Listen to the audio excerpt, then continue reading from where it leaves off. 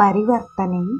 ಗುರುರ್ಬ್ರಹ್ಮ ಗುರುರ್ವಿಷ್ಣು ಗುರುರ್ದೇವೋ ಮಹೇಶ್ವರಃ ಗುರುರ್ ಸಾಕ್ಷಾತ್ ಪರಬ್ರಹ್ಮ ತಸ್ಮೈ ಶ್ರೀ ಗುರವೇ ನಮಃ. ಅಧ್ಯಾಯ 24. ಗಿರೀಶ್ ಮತ್ತು ಶ್ರೀರಾಮಕೃಷ್ಣರ ಭಕ್ತರು. ಪ್ರೀತಿ ಮಾಡುವವರು ಇಲ್ಲದಿದ್ದರೆ ಜೀವನ ನೋವಿನಿಂದ ಕೂಡಿ ಒಂಟಿಯಾಗುತ್ತದೆ. ನಾವು ಹುಟ್ಟಿನೊಂದಿಗೆ ಮಿತ್ರರನ್ನು ಮತ್ತು ಶತ್ರುಗಳನ್ನು ಪಡೆದುಕೊಂಡು ಹುಟ್ಟುವುದಿಲ್ಲ.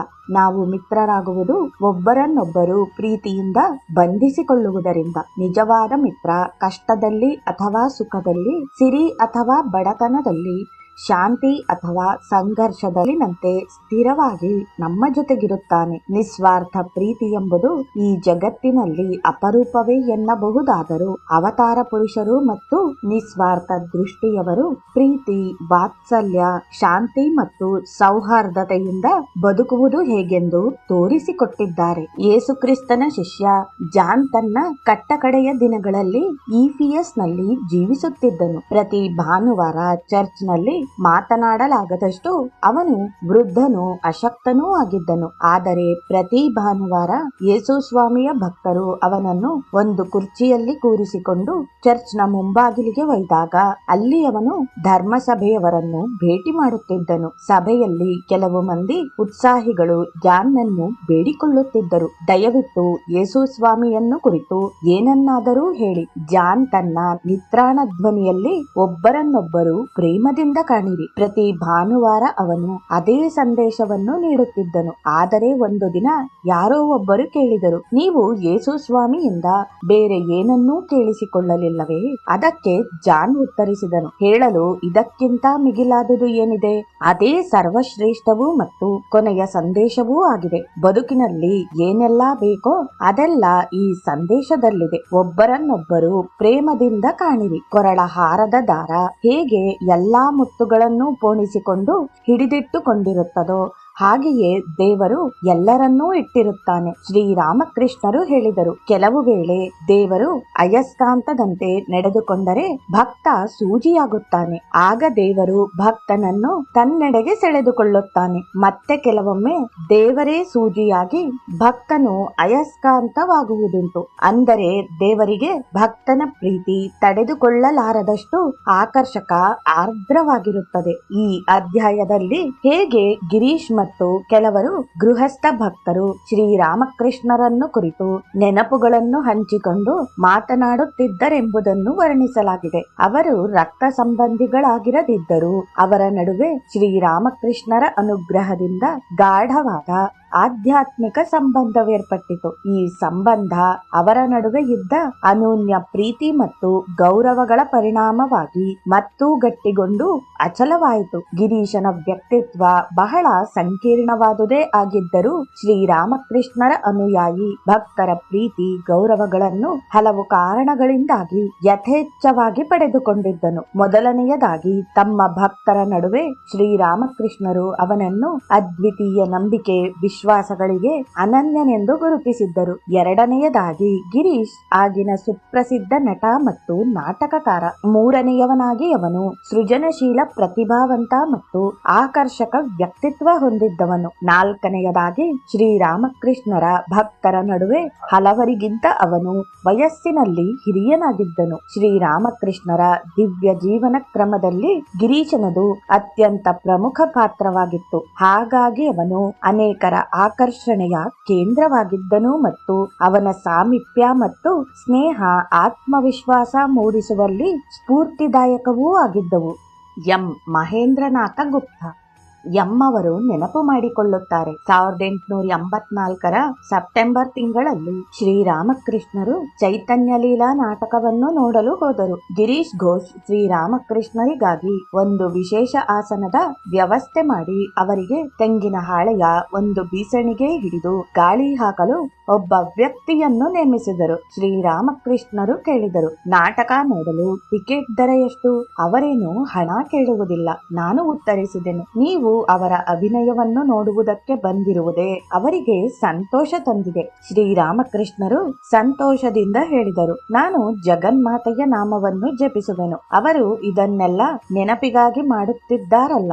ಆಶ್ಚರ್ಯಕರ ಸಂಗತಿ ಎಂದರೆ ಅವರು ಯಾವುದಕ್ಕೂ ತಮಗೆ ಪ್ರಶಂಸೆ ಸಿಗಬೇಕೆಂದವರಲ್ಲ. ಜಗನ್ಮಾತೆಯೇ ಎಲ್ಲವನ್ನೂ ನಡೆಸುವವಳು ಎಂದು ತಿಳಿದುಕೊಂಡಿದ್ದರು. ಶ್ರೀರಾಮಕೃಷ್ಣರು ಮತ್ತೊಮ್ಮೆ ದ ಸ್ಟಾರ್ ರಂಗಮಂದಿರಕ್ಕೆ ಗಿರೀಶನ ಅಭಿನಯವನ್ನು ನೋಡಲೆಂದು ಹೋದರು. ಅವರು ಪುಕ್ಕಟ್ಟೆಯಾಗಿ ನೋಡಬಾರದೆಂದು ಗಿರೀಶ್ಗೆ 1 ರೂಪಾಯಿಯನ್ನು ಕೊಟ್ಟರು. ಅವರು ನೀಡಿದ ಹಣವನ್ನು ತಲೆಯ ಮೇಲಿಟ್ಟುಕೊಂಡು ಗಿರೀಶ್ ಕುಣಿಯತೊಡಗಿದರು. ಅವರು ಆ ಹಣ ಶ್ರೀರಾಮಕೃಷ್ಣರಿಂದ ತನಗೆ ದೊರೆತ ಪ್ರಸಾದವೆಂದು ತಿಳಿದು ಅದನ್ನು ತನ್ನ ಮನೆಯ ಪೂಜಾಗೃಹದಲ್ಲಿ ಪ್ರತಿಷ್ಠಾಪಿಸಿದರು.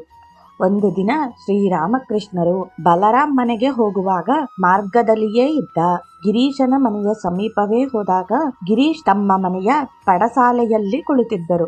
ನಾರಾಯಣ ಎಂಬ ಭಕ್ತರು ಅವರನ್ನು ತೋರುತ್ತಾ ಶ್ರೀರಾಮಕೃಷ್ಣರಿಗೆ ಹೇಳಿದರು, ಅಲ್ಲಿ ಕುಳಿತಿದ್ದಾರೆ ನೋಡಿ, ಚೈತನ್ಯ ಲೀಲಾ ನಾಟಕವನ್ನು ಬರೆದ ಗಿರೀಶ್ ಘೋಷ್. ಶ್ರೀರಾಮಕೃಷ್ಣರು ಸ್ವಭಾವತಃ ವಿನಯವಂತರಾದದ್ದರಿಂದ ಗಿರೀಶ್ ಘೋಷ್ ಅವರಿಗೆ ಕರಜೋಡಿಸಿ ವಂದಿಸಿದರು. ಗಿರೀಶ್ ಬಂದು ಶ್ರೀರಾಮಕೃಷ್ಣರನ್ನು ಬಲರಾಮ್ ಅವರ ಮನೆಯವರಿಗೆ ಅನುಸರಿಸಿ ಹೋದರು. ಅಲ್ಲಿ ಶ್ರೀರಾಮಕೃಷ್ಣರು ಗಿರೀಶ್ಗೆ ಹೇಳಿದರು, ನಾಟಕವು ತುಂಬಾ ಚೆನ್ನಾಗಿ ರಚನೆಯಾಗಿದೆ. ಅದನ್ನು ವೀಕ್ಷಿಸಿ ಬಹುಮಂದಿ ಸಂತೋಷ ಪಡುತ್ತಾರೆ. ಗಿರೀಶ್ ಉತ್ತರಿಸಿದರು, ಸ್ವಾಮಿ, ನಾನೊಬ್ಬ ನಿಕೃಷ್ಟ ಮನುಷ್ಯ. ತಮ್ಮಿಂದ ಅಂತಹ ಹೊಗಳಿಕೆಗೆ ಅನರ್ಹನಾದವನು. ನಾನು ಎಲ್ಲಿ ಕೂರುವೆನೋ ಅಲ್ಲಿ ಈ ಭೂಮಿ 7 ಅಡಿಯಷ್ಟು ಪವಿತ್ರವಾಗುವುದು. ಆ ಕೂಡಲೇ ಶ್ರೀರಾಮಕೃಷ್ಣರು ಆವೇಶಕ್ಕೆ ಒಳಗಾಗಿ ಈ ಹಾಡನ್ನು ಹಾಡತೊಡಗಿದರು. ದುರ್ಗಾ ಮಾತೆಯ ನಾಮಸ್ಮರಣೆ ಮಾಡುತ್ತಾ, ನಾನು ಇಹವನ್ನು ತ್ಯಜಿಸುವುದಾದರೆ ಓ ದೇವನೇ, ನಾನು ಪಾತಕಿಯೇ ಆದರೂ ನೀನು ಹೇಗಾದರೂ ನನಗೆ ಮುಕ್ತಿ ದೊರೆಯದಂತೆ ತಡೆ ಹಿಡಿಯುವೆ. ನಾನು ಒಂದು ಗುಟುಕು ಸೆರೆಯನ್ನು ಕದ್ದು ಕುಡಿದಿರಬಹುದು, ಅಥವಾ ಇನ್ನು ಹುಟ್ಟದೇ ಇರುವ ಭ್ರೂಣ ಹತ್ಯೆ ಮಾಡಿರಬಹುದು, ಅಥವಾ ಸ್ತ್ರೀಯನ್ನೋ ಗೋವನ್ನೋ ಕೊಂದಿರಬಹುದು ಮತ್ತು ಇದೆಲ್ಲವೂ ನಿಜವೂ ಇರಬಹುದು. ಆದರೆ ಇದೊಂದು ನನ್ನ ಮನಸ್ಸಿನಲ್ಲಿ ಹಿಂಜರಿಕೆಯನ್ನುಂಟು ಮಾಡದು. ಏಕೆಂದರೆ ನಿನ್ನ ನಾಮಜಪದ ಮಹಿಮೆಯಿಂದ ಈ ಪಾತಕಿಯ ಆತ್ಮ ಬ್ರಹ್ಮ ಪದವಿಯನ್ನು ಬೇಕಾದರೂ ಆಶಿಸಬಹುದು. ಈ ಹಾಡನ್ನು ಕೇಳಿ ಗಿರೀಶ್ ನೊಂದಿದ್ದ ಮನಕ್ಕೆ ಸಮಾಧಾನವಾಯಿತು. ಶ್ರೀರಾಮಕೃಷ್ಣರು ಅವರಿಗೆ ಆಶೀರ್ವಾದ ಮಾಡಿದರು. ಅನಂತರ ಗಿರೀಶ್ ಶ್ರೀರಾಮಕೃಷ್ಣರನ್ನು ಅವರು ಮತ್ತೆ ಯಾವಾಗ ಕೋಲ್ಕತ್ತೆಗೆ ಬರುವರು ಎಂದು ಕೇಳತೊಡಗಿದ. ಹಾಗೆ ಶ್ರೀರಾಮಕೃಷ್ಣರು ಬಂದಾಗ ತಾನು ಅವರ ಭಕ್ತರ ಮನೆಯಲ್ಲಿ ಕಾದಿರುವುದಾಗಿ ತಿಳಿಸಿದ. ಕ್ರಮೇಣ ಗಿರೀಶನ ಜೀವನ ಬದಲಾವಣೆಗೆ ತೆರೆದುಕೊಂಡಿತು. ಒಂದು ದಿನ ಗಿರೀಶ್ ಮತ್ತು ಅವನ ಮಿತ್ರರು ಗಾಡಿಯಲ್ಲಿ ಕುಳಿತು ದಕ್ಷಿಣೇಶ್ವರಕ್ಕೆ ಹೋದರು. ಅವರಿಬ್ಬರೂ ಕಂಠಪೂರ್ತಿ ಮದ್ಯಪಾನ ಮಾಡಿದ್ದರು. ಶ್ರೀರಾಮಕೃಷ್ಣರನ್ನು ಹಿಡಿದುಕೊಂಡು ಗಿರೀಶ್ ಹಾಡಲು ತೊಡಗಿದನು. ಓ ಗೋಪಾಲ, ನಿನ್ನ ಪ್ರೇಮದ ರಾಧೆಯಲ್ಲಿರುವಳು. ಆ ಬಳಿಕ ಶ್ರೀರಾಮಕೃಷ್ಣರು ಹೇಳಿದರು, ಓಹ್, ಗಿರೀಶನ ವಿಶ್ವಾಸ ಎಂತಹುದು, ಅದು ಎಷ್ಟು ಆಳವೋ ತೀವ್ರವೋ ಅಳತೆ ಮಾಡಲಾಗದು. ಶ್ರೀರಾಮಕೃಷ್ಣರು ನಾಟಕ ಮಂದಿರಕ್ಕೆ ಹೋದದ್ದು ಅನಿರೀಕ್ಷಿತವೇನಾಗಿರಲಿಲ್ಲ. ಅದು ಹಾಗೆಯೇ ನಡೆಯಬೇಕೆಂದು ದೇವರ ಇಚ್ಛೆ. ಅವತಾರ 1ರ ಲೀಲಾ ಪ್ರಸಂಗಕ್ಕೆ ಸಂಬಂಧಿಸಿದ ಒಂದು ಪ್ರಮುಖ ಅಧ್ಯಾಯ. ಪತಿತ ಪಾವನ, ಕೆಳಗೆ ಬಿದ್ದವರನ್ನು ಮೇಲೆತ್ತುವವ ಎಂಬುದು ದೇವರ ಗುಣವಿಶೇಷಗಳಲ್ಲೊಂದು. ಶ್ರೀರಾಮಕೃಷ್ಣರ ಆ ನಡೆ ಆ ಸಂದರ್ಭದಲ್ಲಿ ಪ್ರಕಟಗೊಂಡಿತ್ತು. ಅಯಸ್ಕಾಂತವು ಸೂಜಿಯನ್ನು, ಹಾಗೆಯೇ ಸೂಜಿಯು ಅಯಸ್ಕಾಂತವನ್ನು ತನ್ನತ್ತ ಸೆಳೆದುಕೊಳ್ಳುತ್ತದೆಯಷ್ಟೇ. ದೇವರಿಗೆ ಬೇರೆಯವರ ಮನಸ್ಸಿನಲ್ಲಿ ಏನಿದೆ ಎಂದು ತಿಳಿದಿರುತ್ತದೆ. ಅವನು ತನ್ನ ಭಕ್ತರ ಮೊರೆಯನ್ನು ಆಲಿಸುತ್ತಾನೆ. ಅಡ್ಡದಾರಿ ಹಿಡಿದ ಮಕ್ಕಳನ್ನು ತಂದೆ ತಾಯಿಯರು ಹೇಗೆ ಪುನಃ ಸ್ವೀಕರಿಸುತ್ತಾರೋ ಹಾಗೆಯೇ ದಾರಿ ತಪ್ಪಿದ ಅಥವಾ ಪತಿತರಾದ ತನ್ನ ಭಕ್ತರನ್ನು ದೇವರು ಕೈ ಹಿಡಿದು ಸತ್ಪಥಕ್ಕೆ ತರುತ್ತಾನೆ. ಆ ಕಾಲದ ಸಮಾಜದಲ್ಲಿ ರಂಗಭೂಮಿ ಎಂದರೆ ಜನರು ಅಸಹ್ಯ ಪಡುತ್ತಿದ್ದರು. ನಾಟಕದಲ್ಲಿ ವೇಶ್ಯಾಂಗನೆಯರು ಅಭಿನಯಿಸುತ್ತಿದ್ದುದು ಅದಕ್ಕೆ ಕಾರಣವಾಗಿತ್ತು. ಬ್ರಹ್ಮ ಸಮಾಜದ ಒಬ್ಬ ಸದಸ್ಯ ಹೀಗೆ ಟೀಕಿಸಿದ್ದುಂಟು. ಯಾವಾಗ ನಟರು ಮತ್ತು ನಟಿಯರು ಶ್ರೀರಾಮಕೃಷ್ಣರನ್ನು ಭೇಟಿ ಮಾಡತೊಡಗಿದರೆ ಆಗ ನಾವು ಅವರನ್ನು ಭೇಟಿ ಮಾಡುವುದನ್ನು ನಿಲ್ಲಿಸಿದೆವು. ಬ್ರಹ್ಮ ಸಮಾಜದವರು ಒಳ್ಳೆಯ ಹುಡುಗರಂತೆ ನಡೆದುಕೊಳ್ಳುತ್ತಿದ್ದರು. ಆದರೆ ದೇವರು ತನ್ನ ಭಕ್ತರ ಒಳಗನ್ನು ನೋಡುತ್ತಾನೆ. ಅವರ ಬಾಹ್ಯದ ನಡೆಗೆ ಗಮನವೀಯುವುದಿಲ್ಲ. ಯಾವಾಗ ಭಕ್ತರು ತೀವ್ರವಾದ ತೊಂದರೆಗೊಳಗಾಗುತ್ತಾರೋ ಆಗ ಅವರು ದೇವರಿಗೆ ಭಕ್ತಿಯಿಂದ ಮೊರೆಯಿಡುತ್ತಾರೆ. ಗಿರೀಶನ ಅಂತರಂಗದ ಮೊರೆ ಶ್ರೀರಾಮಕೃಷ್ಣರ ಕಿವಿಗೆ ಮುಟ್ಟಿತು. ಆದ್ದರಿಂದಲೇ ಅವರು ತಾವಾಗಿಯೇ ರಂಗಮಂದಿರಕ್ಕೆ ಹೋದರು. ಹಾಗೆ ಶ್ರೀರಾಮಕೃಷ್ಣರು ಗಿರೀಶರನ್ನು ಉತ್ತಮರ ನಾಟಕಕ್ಕೆ ಒಳಗು ಮಾಡಿದರು. ತನ್ನ ಮಗನನ್ನು ತಂದೆಯಾದವನು ತೊರೆಯುತ್ತಾನೇನು? ಗಿರೀಶ್ ದೇವರಿಗೆ ಅರ್ಪಿಸಿದ ನೈವೇದ್ಯ ಮತ್ತು ಅವನು ಆ ಮೂಲಕ ದೇವರ ಅನುಗ್ರಹಕ್ಕೆ ಪಾತ್ರನಾದನು. ಈ ನಾಟಕದಲ್ಲಿ ಅವನು ಅದೆಷ್ಟು ಭಕ್ತಿಯನ್ನು ತೋಡಿಕೊಂಡಿಲ್ಲ. ಸಾಮಾನ್ಯ ನಾಟಕಕಾರ ಇಂತಹದ್ದೊಂದು ನಾಟಕವನ್ನು ಬರೆಯಲಾರನು. ನಮ್ಮಲ್ಲಿ ಅನೇಕ ನಾಟಕಕಾರರಿದ್ದಾರೆ, ಆದರೆ ಅವರಲ್ಲಿ ಅದೆಷ್ಟು ಮಂದಿ ಗಿರೀಶ್ನಂತೆ ಭಗವಂತನ ಬಗೆಗೆ ನಿಜವಾದ ಭಕ್ತಿಯನ್ನು ಹೊಂದಿದ್ದಾರೆ? ಗಿರೀಶ್ ರಚನೆಗಳಲ್ಲಿ 2 ಪ್ರಮುಖ ಅಂಶಗಳನ್ನು ಗುರುತಿಸಬಹುದು. ಅವರ ಸಾಹಿತ್ಯಕ ಕರ್ತೃಶಕ್ತಿ ಮತ್ತು ಭವ್ಯವೆನಿಸುವಂತಹ ಭಕ್ತಿ. ಈ ಬಗೆಯ ಆದರ್ಶವನ್ನು ಶೇಕ್ಸ್ಪಿಯರ್ನಲ್ಲೂ ಕಾಣಬಹುದು. ಗಿರೀಶ್ನನ್ನು ಭಕ್ತಿವೀರನೆನ್ನಬಹುದು. ಅವನ ಆರಂಭದ ಜೀವಿತದ ಸಮಯದಲ್ಲಿ ಅವನು ಕಟ್ಟುನಿಟ್ಟಿನ ಜೀವನ ಕ್ರಮ ಅನುಸರಿಸಿದನು ಎಂದು ಹೇಳುವುದುಂಟು. ಪ್ರತಿದಿನವೂ ಗಂಗಾ ನದಿಯಲ್ಲಿ ಸ್ನಾನ ಮಾಡುತ್ತಿದ್ದನು. ಕುಸುಬಲಕ್ಕಿಯ ಅನ್ನ ಮತ್ತು ತುಪ್ಪವನ್ನು ಸೇವಿಸುತ್ತಿದ್ದನು ಮತ್ತು ಶಿವನ ನಾಮಸ್ಮರಣೆ ಮಾಡುತ್ತಿದ್ದನು. ಒಬ್ಬ ವಿರಾಗಿಯಂತೆ ಅವನು ತಲೆಗೂದಲು ಮತ್ತು ಗಡ್ಡ ಮೀಸೆಗಳನ್ನು ಬೋಳಿಸುತ್ತಿರಲಿಲ್ಲ.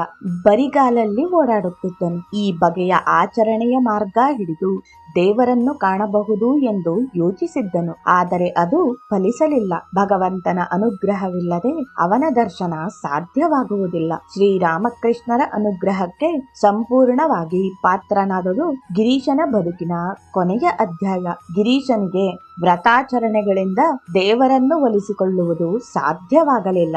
ಯಾವಾಗ ಸ್ವಪ್ರಯತ್ನ ಇದರಲ್ಲಿ ಸೋತಿತೋ ಆಗ ಅವನು ಅದಕ್ಕೆ ವಿರುದ್ಧವಾದ ಮಾರ್ಗ ಹಿಡಿದು ರಂಗಭೂಮಿಗೆ ಪ್ರವೇಶ ಮಾಡಿದನು. ಅಲ್ಲಿ ಅವನು ಅಭಿನಯಿಸತೊಡಗಿದನು ಮತ್ತು ನಾಟಕ ರಚನೆ ಮಾಡಿದನು. ಅಲ್ಲಿಯ ಪರಿಸರದ ಒತ್ತಡಕ್ಕೆ ಸಿಲುಕಿ ಮದ್ಯಪಾನ ಮತ್ತು ಇತರ ದುಶ್ಚಟಗಳನ್ನು ಮೈಗೂಡಿಸಿಕೊಂಡನು. ಅವನು ಹೀಗೆಂದು ಹೇಳಿದುದಾಗಿ ತಿಳಿದು ಬರುತ್ತದೆ: ದೇವರು ಮಾತ್ರವೇ ಗುರು ರೂಪದಲ್ಲಿ ಆಗಮಿಸಿ ನನ್ನನ್ನು ತನ್ನತ್ತ ಸೆಳೆದುಕೊಂಡರಷ್ಟೇ ನಾನು ಅವನ ಕಡೆಗೆ ಹೋಗುವುದು. ಇಲ್ಲದಿದ್ದರೆ ಗಿರೀಶ್ ಈ ಅಡ್ಡದಾರಿಯ ಬದುಕನ್ನು ಮುಂದುವರಿಸಿಕೊಂಡೇ ಹೋಗುತ್ತಾನೆ. ಅವನೊಬ್ಬ ಭಕ್ತಿವೀರನೇ ಆಗಿದ್ದುದರಿಂದ ಅವನು ತನ್ನದಾಗಿ ಏನನ್ನೂ ಬಚ್ಚಿಡಲಿಲ್ಲ. ಅವನು ಎಲ್ಲರೂ ಕಾಣುವಂತೆಯೇ ಮದ್ಯಪಾನ ಮಾಡುತ್ತಿದ್ದ. ಇದನ್ನು ಕಂಡ ಜನರು ಏನೆಂದುಕೊಳ್ಳುತ್ತಾರೆಂದು ತಲೆ ಕೆಡಿಸಿಕೊಳ್ಳುತ್ತಿರಲಿಲ್ಲ. ಈ ಬಗೆಯ ನಡೆಯಿಂದ ಒಬ್ಬ ವ್ಯಕ್ತಿ ತಾನು ನಿಜವಾದ ಪುರುಷನೆಂದು ತೋರಿಕೊಳ್ಳಬಹುದೇನೋ ಮತ್ತು ಹಾಗೆ ಮಾಡುವುದು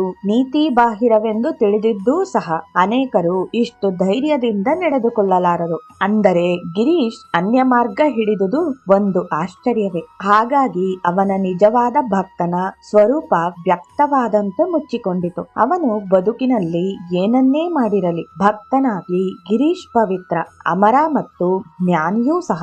ನಾಟಕಕಾರ ಗಿರೀಶ್ ಮತ್ತು ಪರಮ ಭಕ್ತ ಗಿರೀಶರ ನಡುವೆ ಒಂದು ಸಂಘರ್ಷವೇ ನಡೆಯತೊಡಗಿತು. ಆತ್ಯಂತಿಕವಾಗಿ ಭಕ್ತ ಗಿರೀಶ್ ಜಯಗಳಿಸಿದರು. ಪ್ರೀತಿಯ ತಂದೆಯಾದ ಶ್ರೀರಾಮಕೃಷ್ಣರು ತನ್ನತನದಲ್ಲಿಯೇ ಮುಳುಗಿ ಹೋಗಿದ್ದ ಅವನನ್ನು ಕೈ ಹಿಡಿದು ಎತ್ತಿದರು. ಈ ಮಹತ್ ಕಾರ್ಯ ಸಾಧಿಸಲೆಂದೇ ಶ್ರೀರಾಮಕೃಷ್ಣರು ರಂಗಮಂದಿರಕ್ಕೆ ಹೆಜ್ಜೆ ಇಟ್ಟುದು. ಹಾಗಾಗಿಯೇ ಅವರನ್ನು ಪತಿತ ಪಾವನರು, ಆರ್ತ ಜನರು, ಉದ್ಧಾರಕರು ಎಂದು ಕರೆದುದು. ಆದರೆ ಶ್ರೀರಾಮಕೃಷ್ಣರು ಗಿರೀಶನ ಜೊತೆಗೆ ರಂಗಮಂದಿರದ ಇನ್ನೂ ಕೆಲವರನ್ನು ಉದ್ಧರಿಸಿದರು. ಗಿರೀಶ್ ತನ್ನ ನಟನಾ ವೃತ್ತಿಯನ್ನು ಮುಂದುವರಿಸಲು ಹಿಂದು ಮುಂದು ನೋಡುತ್ತಿದ್ದಾಗ ಶ್ರೀರಾಮಕೃಷ್ಣರು ಅವನಿಗೆ ಹೇಳಿದರು: ದಯವಿಟ್ಟು ಇಲ್ಲಿಯವರೆಗೆ ಯಾವ ವೃತ್ತಿಯನ್ನು ಮಾಡದೆಯೋ ಅದನ್ನೇ ಮುಂದುವರಿಸು. ರಂಗಭೂಮಿಯೂ ಸಹ ಜಗನ್ಮಾತೆಯ ಸಂದೇಶವನ್ನು ಬಿತ್ತರಿಸಬಲ್ಲದು. ನಿನ್ನ ನಾಟಕಗಳಿಂದ ಜನರು ಬಹಳಷ್ಟು ಕಲಿಯುತ್ತಾರೆ. ಕೆಲವು ಜನರಿಗೆ ಗಿರೀಶ್ ಎಂದರೆ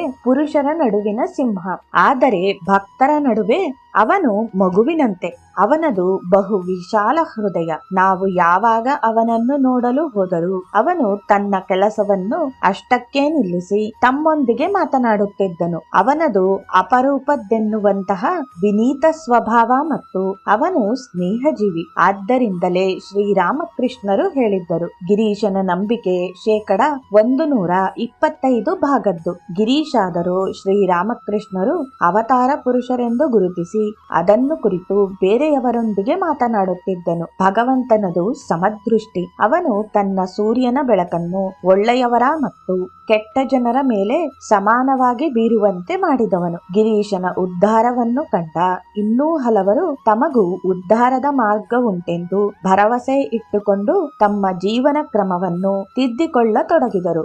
ಶ್ರೀರಾಮಕೃಷ್ಣರ ಅನುಗ್ರಹದಿಂದಾಗಿ ವೇಶ್ಯಾಂಗನೆಯರು ಬದಲಾವಣೆಗೆ ಒಡ್ಡಿಕೊಳ್ಳತೊಡಗಿದ್ದರು. ಬುದ್ಧ, ಯೇಸುಕ್ರಿಸ್ತ ಮತ್ತು ಚೈತನ್ಯರೂ ಕೂಡ ಈ ಪಾತ್ರವನ್ನೇ ವಹಿಸಿದರು. ಕ್ರಿಸ್ತನಿಗೆ ಮ್ಯಾಗ್ಡಲಿನ್ ಎಂಬ ಒಬ್ಬ ಭಕ್ತೆ ಇದ್ದಳು. ಆಕೆ ಸಿರಿವಂತ ಕುಟುಂಬಕ್ಕೆ ಸೇರಿದವಳಾಗಿದ್ದಳು. ಆಕೆಯ ತಂದೆ ತಾಯಿಯರು ತೀರಿಕೊಂಡ ಬಳಿಕ ಅವಳು ಕೆಟ್ಟ ಮಾರ್ಗ ಹಿಡಿದಳು. ಆದರೆ ಅವಳ ಆಂತರ್ಯದಲ್ಲಿ ಭಕ್ತಿ ತುಂಬಿಕೊಂಡಿತ್ತು. ನಂತರ ಆಕೆ ಪಶ್ಚಾತ್ತಾಪ ಪಟ್ಟುಕೊಂಡಾಗ ಕ್ರಿಸ್ತನು ಅವಳ ಬಳಿಗೆ ಹೋಗಿ ಅವಳನ್ನು ರಕ್ಷಿಸಿದನು. ಅವನನ್ನು ಶಿಲುಬೆಗೇರಿಸಿದ ತರುವಾಯ ಯೇಸು ಸ್ವಾಮಿ ಮೊದಲು ದರ್ಶನವಿತ್ತದ್ದು ಮೇರಿ ಮ್ಯಾಗ್ಡಿನ್ಲಿಗೆ. ಅಂದರೆ ಅವಳ ಬಗೆಗೆ ಅವನದು ಎಂತಹ ಪ್ರೀತಿ ಎಂಬುದು ಇದರಿಂದ ತಿಳಿದು ಬರುತ್ತದೆ. ಬುದ್ಧದೇವನು ಆಮ್ರಪಾಲಿಯನ್ನು ಉದ್ಧರಿಸಿದನು. ಹಾಗೆಯೇ ಚೈತನ್ಯರು ತಮ್ಮ ಪ್ರವಾಸದ ವೇಳೆ ಒಬ್ಬ ಸಿರಿವಂತ ಗಣಿಕಾ ಸ್ತ್ರೀಯ ರಕ್ಷಣೆ ಮಾಡಿದರು.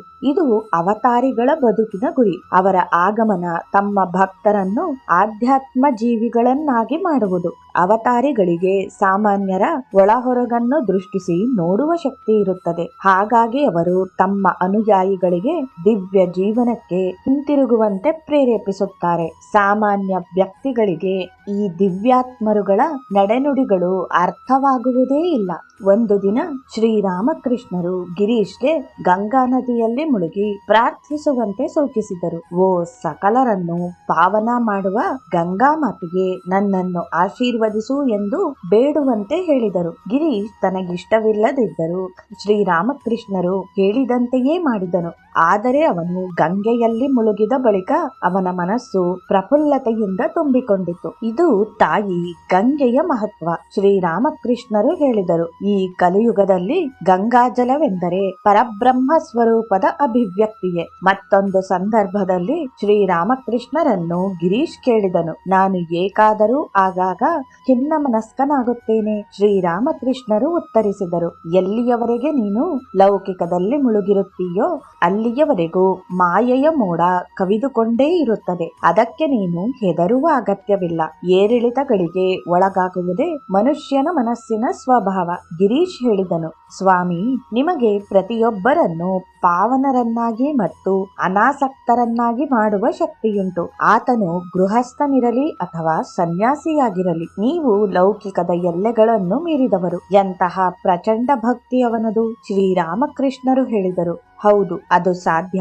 ಅಖಂಡ ಭಕ್ತಿ ಎಂಬುದು ಶ್ರುತಿ ಸ್ಮೃತಿಗಳ ಎಲ್ಲಾ ಕಡೆಗಳನ್ನೂ ಮೀರಿ ನಿಲ್ಲುವಂತಹ ಶಕ್ತಿಯುಳ್ಳದ್ದು. ಆ ಸಂದರ್ಭದಲ್ಲಿ ಶ್ರೀರಾಮಕೃಷ್ಣರು ತಮಗೆ ಏನನ್ನು ದಯಪಾಲಿಸಬೇಕೆನಿಸಿತೋ ಅದನ್ನು ನೀಡಿದರು. ಅವತಾರಿಗಳಿಗಲ್ಲದೆ ಇಂತಹ ಪ್ರತಿಕ್ರಿಯೆ ಸಾಮಾನ್ಯರಿಗೆ ಸಾಧ್ಯವೇನು?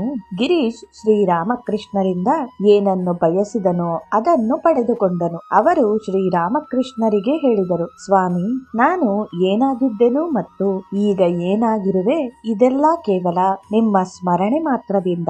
ವ್ಯಕ್ತಿಯ ಬಾಹ್ಯ ನಡವಳಿಕೆಗಳಿಗೆ ಶ್ರೀರಾಮಕೃಷ್ಣರು ಅಷ್ಟೇನು ಮಹತ್ವ ಕೊಡುತ್ತಿರಲಿಲ್ಲ. ಅವರದು ಒಳಗನ್ನು ನೋಡುವ ದೃಷ್ಟಿ. ಒಮ್ಮೆ ಅವರು ಹೇಳಿದರು, ಒಂದು ಗಾಜಿನ ಪೆಟ್ಟಿಗೆಯಲ್ಲಿಟ್ಟಿರುವ ವಸ್ತುವನ್ನು ನೋಡುವಂತೆ ನಾನು ಪ್ರತಿಯೊಬ್ಬ ವ್ಯಕ್ತಿಯ ಅಂತರಂಗವನ್ನೂ ನೋಡಬಲ್ಲೆನು. ಒಬ್ಬ ವ್ಯಕ್ತಿಯ ವರ್ತಮಾನದ ಬದುಕನ್ನಷ್ಟೇ ನೋಡಲು ಶಕ್ತರಾಗಿರದೆ ಆತನ ಹಿಂದಿನ ಜನ್ಮದ ಆಗುಹೋಗುಗಳನ್ನು, ಮುಂದೆ ಅವನು ತಾಳುವ ಜನ್ಮಗಳ ವಿವರಗಳನ್ನು ಅವರು ಕಾಣಬಲ್ಲವರಾಗಿದ್ದರು. ಗಿರೀಶನ ಲೌಕಿಕ ಬದುಕು ಒಂದು ರೀತಿಯಲ್ಲಿ ಅಸ್ತವ್ಯಸ್ತವಾದುದಾಗಿತ್ತೆಂದು ಹೇಳಬಹುದಾದರೂ ಅವನು ಮೂಲತಃ ಆಧ್ಯಾತ್ಮ ಜೀವಿ. ಒಮ್ಮೆ ಶ್ರೀರಾಮಕೃಷ್ಣರು ಗಿರೀಶನ ಮನೆಗೆ ಭೇಟಿ ಕೊಟ್ಟರು. ಗಿರೀಶ್ ಬಜಾರಿನಿಂದ ಒಂದು ಸ್ವಲ್ಪ ತಿಂಡಿ ತಿನಿಸುಗಳನ್ನು ಕೊಂಡು ತಂದು ಅದನ್ನು ಭಕ್ತರು ಕೂಡಲೆಂದು ಹಾಸಿದ್ದ ರತ್ನಗಂಬಳಿಯ ಮೇಲಿಟ್ಟು ತಟ್ಟೆಗಳಲ್ಲಿ ಬಡಿಸಿದನು. ಶ್ರೀರಾಮಕೃಷ್ಣರ ಅನನ್ಯ ಭಕ್ತರಾಗಿದ್ದ ಬಲರಾಮ್ ಬಸು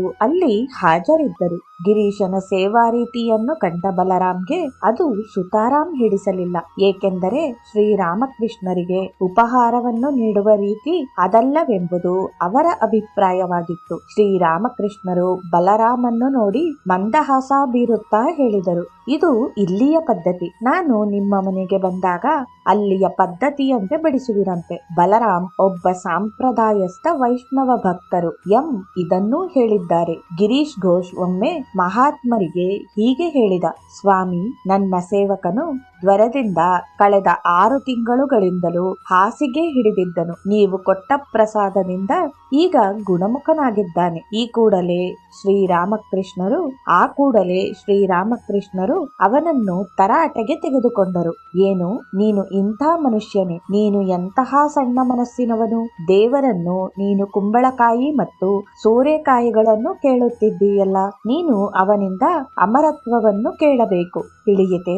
1884 ಡಿಸೆಂಬರ್ 6 ಬಂಗಾಳದ ಪ್ರಸಿದ್ಧ ಲೇಖಕರಾದ ಬಂಕಿಂ ಚಂದ್ರ ಚಟ್ಟೋಪಾಧ್ಯಾಯ್ ಕಲ್ಕತ್ತೆಯ ಆಧಾರ್ ಸೇನ್ನ ಮನೆಯಲ್ಲಿ ಶ್ರೀರಾಮಕೃಷ್ಣರನ್ನು ಭೇಟಿ ಮಾಡಿದರು. ಶ್ರೀರಾಮಕೃಷ್ಣರು ಬಂಕಿಂಗೆ ತಮ್ಮನ್ನು ದಕ್ಷಿಣೇಶ್ವರದಲ್ಲಿ ಭೇಟಿ ಮಾಡುವಂತೆ ಹೇಳಿದರು. ಬಂಕಿಂ ಅದನ್ನು ಒಪ್ಪಿಕೊಂಡರು. ಈ ಭೇಟಿಯ ಸಂದರ್ಭವನ್ನು ಕುರಿತು ಅವರ ನೆನಪುಗಳನ್ನು ಕುಮುದ್ ಬಂಧು ಸೇನ್ ಹೀಗೆ ದಾಖಲಿಸಿದ್ದಾರೆ. ಗಿರೀಶ್ ಬಂಕಿಂರನ್ನು ಚೆನ್ನಾಗಿ ಬಲ್ಲನು. ಆದ್ದರಿಂದ ಶ್ರೀರಾಮಕೃಷ್ಣರು ನನ್ನನ್ನು ಅವರ ಜೊತೆಯಲ್ಲಿ ಬಂಕಿಂರಲ್ಲಿಗೆ ಕಳಿಸಿದರು. ಬಂಕಿಂ ಅದರಲ ಮನೆಯಲ್ಲಿದ್ದಾಗ ಶ್ರೀರಾಮಕೃಷ್ಣರಿಗೆ ಅವರನ್ನು ದಕ್ಷಿಣೇಶ್ವರದಲ್ಲಿ ಭೇಟಿ ಮಾಡುವುದಾಗಿ ಆಶ್ವಾಸನೆ ನೀಡಿದ್ದರು. ಆದ್ದರಿಂದ ಅವರು ಬರುವ ದಿನಾಂಕವನ್ನು ತಿಳಿದುಕೊಳ್ಳುವಂತೆ ಶ್ರೀರಾಮಕೃಷ್ಣರು ನಮ್ಮನ್ನು ಕಳಿಸಿದ್ದರು. ನಾವು ಬಂಕಿಂರ ಕಲ್ಕತ್ತೆಯ ಗೃಹಕ್ಕೆ ಹೋದೆವು ಮತ್ತು ಬಂಕಿಂ ನಮ್ಮ ಆಗಮನವನ್ನು ಕೇಳಿದ ಕೂಡಲೇ ಬಂದು ನಮ್ಮನ್ನು ಹಾರ್ದಿಕವಾಗಿ ಬರಮಾಡಿಕೊಂಡರು. ಗಿರೀಶ್ ಮತ್ತು ಬಂಕಿಂ ತಮ್ಮ ಸಾಹಿತ್ಯ ರಚನೆಗಳನ್ನು ಕುರಿತು ಮಾತಿಗೆ ತೊಡಗಿದರು. ನಾನು ಅವರ ಹತ್ತಿರವೇ ನಿಂತು ಕೇಳಿಕೊಳ್ಳುತ್ತಿದ್ದೆನು.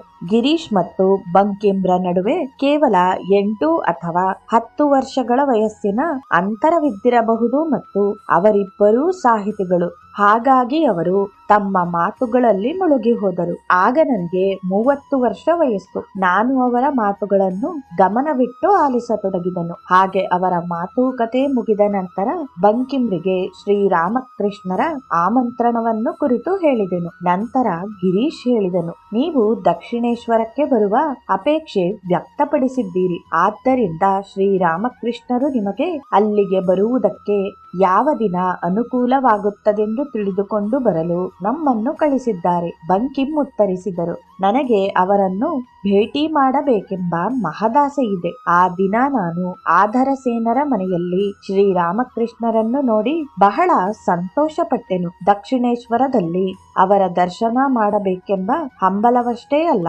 ನನಗೆ ಅವರನ್ನು ಇಲ್ಲಿ ನಮ್ಮ ಮನೆಗೆ ಆಹ್ವಾನಿಸಬೇಕೆಂಬ ಆಲೋಚನೆಯೂ ಉಂಟು.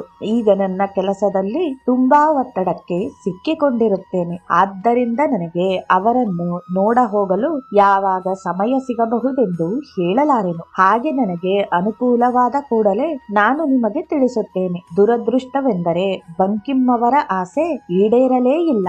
ಯೇಸು ಕ್ರಿಸ್ತನನ್ನು ಶಿಲುಬೆಗೆ ಏರಿಸಿದ ನಂತರ ಅವರ ಶಿಷ್ಯರು ಶತ್ರುಗಳ ಹಿಂಸಾಕೃತ್ಯಗಳಿಂದ ತಮ್ಮನ್ನು ರಕ್ಷಿಸಿಕೊಳ್ಳಲು ಒಂದುಗೂಡಿದರು. ಅವರು ರಾತ್ರಿಯ ವೇಳೆ ಭಕ್ತರ ಮನೆಯಲ್ಲಿ ಸಭೆ ಸೇರುತ್ತಿದ್ದರು. ಅಲ್ಲಿ ಯೋಜನೆಗಳನ್ನು ರೂಪಿಸುತ್ತಿದ್ದರು ಮತ್ತು ಯೇಸು ಸ್ವಾಮಿಯ ಮಹೋನ್ನತಿಯನ್ನು ಕುರಿತು ಉತ್ಕಟ ಪ್ರೇಮಾಭಿಮಾನಗಳಿಂದ ಮಾತನಾಡುತ್ತಿದ್ದರು. ಹೇಗೆ ಯೇಸು ಕ್ರಿಸ್ತನ ಶಿಷ್ಯರು ತಮ್ಮ ಗುರುವಿನ ಮೇಲಿನ ಪ್ರೀತಿ ಮತ್ತು ತಮ್ಮಗಳ ನಡುವಿನ ಆರ್ದ್ರ ಸಂಬಂಧಗಳಿಂದ ಒಗ್ಗಟ್ಟಿನಿಂದಿದ್ದರು, ಹಾಗೆಯೇ ಶ್ರೀರಾಮಕೃಷ್ಣರ ಶಿಷ್ಯರೂ ಸಹ ಶ್ರೀರಾಮಕೃಷ್ಣರ ಮೇಲಿನ ತಮ್ಮ ನಿರ್ವಾಜ ಪ್ರೀತಿಯಿಂದ ಬಂಧಿಸಲ್ಪಟ್ಟಿದ್ದರು. ಮಹೇಂದ್ರ ದತ್ತ ಬರೆಯುತ್ತಾರೆ, ಒಂದು ದಿನ ಗಿರೀಶ್ ರನ್ನು ತಮ್ಮ ಮನೆಗೆ ಊಟಕ್ಕೆ ಆಹ್ವಾನಿಸಿದರು. ಊಟ ಮಾಡುವಾಗ ಗಿರೀಶ್ ಹೇಳಿದನು, ಈ ಆಹಾರ ಪ್ರೀತಿ ಮತ್ತು ದೈವಾನುಗ್ರಹದಿಂದ ಪವಿತ್ರವಾಗಿದೆ. ಶ್ರೀರಾಮಕೃಷ್ಣರ ಶಿಷ್ಯರೊಂದಿಗೆ ಸಹಪಂಕ್ತಿಯಲ್ಲಿ ಕುಳಿತ ಊಟ ಮಾಡುವುದೆಂದರೆ ನನಗೆ ಅತ್ಯಂತ ಸಂತೋಷವಾಗುತ್ತದೆ. ವಾಸ್ತವವಾಗಿ ಹೇಳಬೇಕೆಂದರೆ ಶ್ರೀರಾಮಕೃಷ್ಣರ ಭಕ್ತರು ತಮ್ಮಗಳ ನಡುವೆ ಅದೆಷ್ಟು ಪ್ರೀತಿ ಗೌರವಗಳಿಂದ ನಡೆದುಕೊಳ್ಳುತ್ತಿದ್ದರೆಂದರೆ ಆಹ್ವಾನವೇ ಇಲ್ಲದೆ ಒಬ್ಬರ ಮನೆಗೆ ಮತ್ತೊಬ್ಬರು ಹೋಗಿ ಊಟೋಪಚಾರ ಮಾಡುತ್ತಿದ್ದರು. ಪ್ರತಿಯೊಬ್ಬರು ಇತರರ ಮನೆಗಳನ್ನು ತಮ್ಮ ಮನೆಗಳೆಂದೇ ತಿಳಿದುಕೊಂಡು ಎಲ್ಲರ ಮನೆಯ ಆಹಾರವು ಪರಿಶುದ್ಧ ಮತ್ತು ಅನುಗ್ರಹಿಸಲ್ಪಟ್ಟದ್ದೆಂದು ತಿಳಿಯುತ್ತಿದ್ದರು. ಹಾಗೆ ಅವರ ನಡುವೆ ಸಂಬಂಧ ಎಷ್ಟು ಹಾರ್ದಿಕವಾಗಿತ್ತೆಂದರೆ ಅವರು ಒಬ್ಬ ಭಕ್ತರನ್ನು ಒಂದಷ್ಟು ದಿನಗಳವರೆಗೆ ನೋಡಲಾಗದಿದ್ದರೆ ಒಂದು ಬಗೆಯ ವಿರಹ ವೇದನೆ ಅವರನ್ನು ಕಾಡುತ್ತಿತ್ತು. ಅವರು ಜೊತೆಯಾಗಿರಲು ತುಂಬಾ ಇಷ್ಟಪಡುತ್ತಿದ್ದರು. ಹಾಗೆಯೇ ಶ್ರೀರಾಮಕೃಷ್ಣರನ್ನು ಕುರಿತು ಮಾತನಾಡಲು ಅಷ್ಟೇ ಉತ್ಸುಕರಾಗಿರುತ್ತಿದ್ದರು. ಒಮ್ಮೆ ಗಿರೀಶ್ ತನ್ನ ಸಾವನ್ನು ಕುರಿತು ತಾನೇ ಆಲೋಚನೆಯಲ್ಲಿ ಮುಳುಗಿದಾಗ ಹೀಗೆ ಅಂದುಕೊಂಡನು, ಹೌದು, ಸಾವು ನಿಧಾನವಾಗಿ ಸಮೀಪಕ್ಕೆ ಬರುತ್ತಿದೆ. ಹಾಗೆ ಸತ್ತ ನಂತರ ಏನಾಗುತ್ತದೆ? ನಾನು ಅಲ್ಲಿಗೆ ಹೋಗಬಹುದೆಂದು ಹೇಳಲಾರೆನು. ಗಿರೀಶ್ ಹೀಗೆ ಆಲೋಚಿಸುತ್ತಿದ್ದಾಗ ಅಲ್ಲಿಗೆ ಅವನನ್ನು ಕಾಣಲು ಎಂ ಬಂದರು. ಎಂ ಅವರು ಶ್ರೀರಾಮಕೃಷ್ಣರನ್ನು ಕುರಿತು ಗಿರೀಶ್ನೊಂದಿಗೆ ಮಾತಿಗೆ ತೊಡಗಿದರು. ಆಗ ಇದ್ದಕ್ಕಿದ್ದಂತೆ ಸ್ಫೂರ್ತಿಗೊಳಗಾದ ಗಿರೀಶ್ ಎಂರಿಗೆ ಹೇಳಿದನು, ಸೋದರ, ನನ್ನನ್ನು ನಿಮ್ಮ ಪಾದರಕ್ಷೆಗಳಿಂದ ಹೊಡೆಯುತ್ತೀರಾ? ನಾನು ತಮಾಷೆ ಮಾಡುತ್ತಿಲ್ಲ, ಗಂಭೀರವಾಗಿ ಹೇಳುತ್ತಿದ್ದೇನೆ. ಎಂ ನಗುತ್ತಾ ಹಾಗೆ ಗಿರೀಶ್ ಕೇಳಿದುದಕ್ಕೆ ಕಾರಣವೇನೆಂದು ಪ್ರಶ್ನಿಸಿದರು. ಗಿರೀಶ್ ಉತ್ತರಿಸಿದನು, ನಿಜ ಹೇಳಬೇಕೆಂದರೆ ಹಾಗೆ ನಾನು ಹೊಡೆಸಿಕೊಳ್ಳಲು ಅರ್ಹನಿದ್ದೇನೆ. ಶ್ರೀರಾಮಕೃಷ್ಣರು ನನ್ನ ಹೃದಯದೊಳಗೆ ಕುಳಿತು ನನ್ನನ್ನು ಸದಾ ರಕ್ಷಣೆ ಮಾಡುತ್ತಿದ್ದಾರೆ. ನಾನು ಸತ್ತ ಬಳಿಕ ನನಗೆ ಏನಾಗಬಹುದೆಂಬ ಚಿಂತೆಯಲ್ಲಿ ತೊಡಗಿದ್ದೇನೆ. ಹಲವು ವರ್ಷಗಳ ಹಿಂದೆ ಶ್ರೀರಾಮಕೃಷ್ಣರು ಕ್ಯಾನ್ಸರ್ ರೋಗದಿಂದ ಬಳಲುತ್ತಿದ್ದಾಗ ಅವರನ್ನು ನೋಡಲು ಗಿರೀಶ್ ಕಾಶಿಪುರ್ ತೋಟದ ಮನೆಗೆ ಹೋದನು. 1885 ಏಪ್ರಿಲ್ 23ರಂದು ಎಂ ತಮ್ಮ ವಚನವೇದದಲ್ಲಿ ಹೀಗೆ ದಾಖಲಿಸಿದ್ದಾರೆ. ಆಗ ಸಮಯವಾಗುತ್ತಿತ್ತು. ಗಿರೀಶ್ ಮತ್ತು ಎಂ ತೋಟದೊಳಗಿದ್ದ ಕೊಳದ ಸಮೀಪ ಹೆಜ್ಜೆ ಹಾಕುತ್ತಿದ್ದರು. ಗಿರೀಶ್, ನೀವು ಶ್ರೀರಾಮಕೃಷ್ಣರನ್ನು ಕುರಿತು ಏನೋ ಒಂದನ್ನು ಬರೆಯುತ್ತಿದ್ದೀರಿ ಎಂದು ತಿಳಿದುಕೊಂಡಿದ್ದೇನೆ. ಅದು ನಿಜವೇನು? ಎಂ, ಹಾಗೆಂದು ನಿಮಗೆ ಯಾರು ಹೇಳಿದರು? ಗಿರೀಶ್, ನಾನು ಕೇಳಿ ತಿಳಿದುಕೊಂಡಿದ್ದೇನೆ. ಹಾಗೆ ಬರೆದಿರುವುದನ್ನು ನನಗೆ ತೋರಿಸಿದ್ದೀರಾ? ಎಂ, ಈಗ ಆಗದು. ನಾನು ಹಾಗೆ ಬರೆದಿರುವುದನ್ನು ತೋರಲು ಸರಿಯಾದ ಸಮಯವೆಂದು ತಿಳಿಯುತ್ತೇನೆಯೋ ಅಲ್ಲಿಯವರೆಗೆ ಇಲ್ಲ. ಗಿರೀಶ್, ಹಾಗೆಂದರೆ? ಎಂ, ನಾನು ಸತ್ತ ಬಳಿಕ ಅದು ನಿಮಗೆ ಸಿಗಬಹುದು. ಇದೇನೇ ಇದ್ದರೂ ಎಂ 1902 ಮತ್ತು 1910 ನಡುವೆ ಶ್ರೀರಾಮಕೃಷ್ಣ ಕಥಾಮೃತ ಕೃತಿಯ 4 ಸಂಪುಟಗಳನ್ನು ಪ್ರಕಟಿಸಿದರು. ಮೊದಲು 3 ಸಂಪುಟಗಳನ್ನು ಓದಿದ ತರುವಾಯ ಗಿರೀಶ್ 1909 ಮಾರ್ಚ್ 22ರಂದು ಎಂರಿಗೆ ಬರೆಯುತ್ತಾನೆ, ಈ ಅಲ್ಪಮತಿಯ ಮಾತಿಗೆ ಏನಾದರೂ ಬೆಲೆ ಇರುವುದೆಂದು ನೀವು ಭಾವಿಸುವುದಾದರೆ ನಾನು ಮಹನೀಯರಾದ ಸ್ವಾಮಿ ವಿವೇಕಾನಂದರ ಅಭಿಪ್ರಾಯವನ್ನು ಸಂಪೂರ್ಣವಾಗಿ ಅನುಮೋದಿಸುತ್ತೇನೆ. ಮಾತ್ರವಲ್ಲ, ಕಳೆದ 3 ವರ್ಷಗಳ ನನ್ನ ಅನಾರೋಗ್ಯದ ಅವಧಿಯಲ್ಲಿ ಕಥಾಮೃತವು ನನ್ನ ಅಸ್ತಿತ್ವಕ್ಕೆ ಕಾರಣವಾಗಿತ್ತು. ನೀವು ಇಡೀ ಮಾನವ ಕುಲಕೋಟಿಯ ಅಭಿನಂದನೆಗೆ ಈ ಯುಗದ ಅಂತ್ಯದವರೆಗೂ ಪಾತ್ರರಾಗುತ್ತೀರಿ. ದೇವೇಂದ್ರನಾಥ್ ಮಜುಮ್ದಾರ್.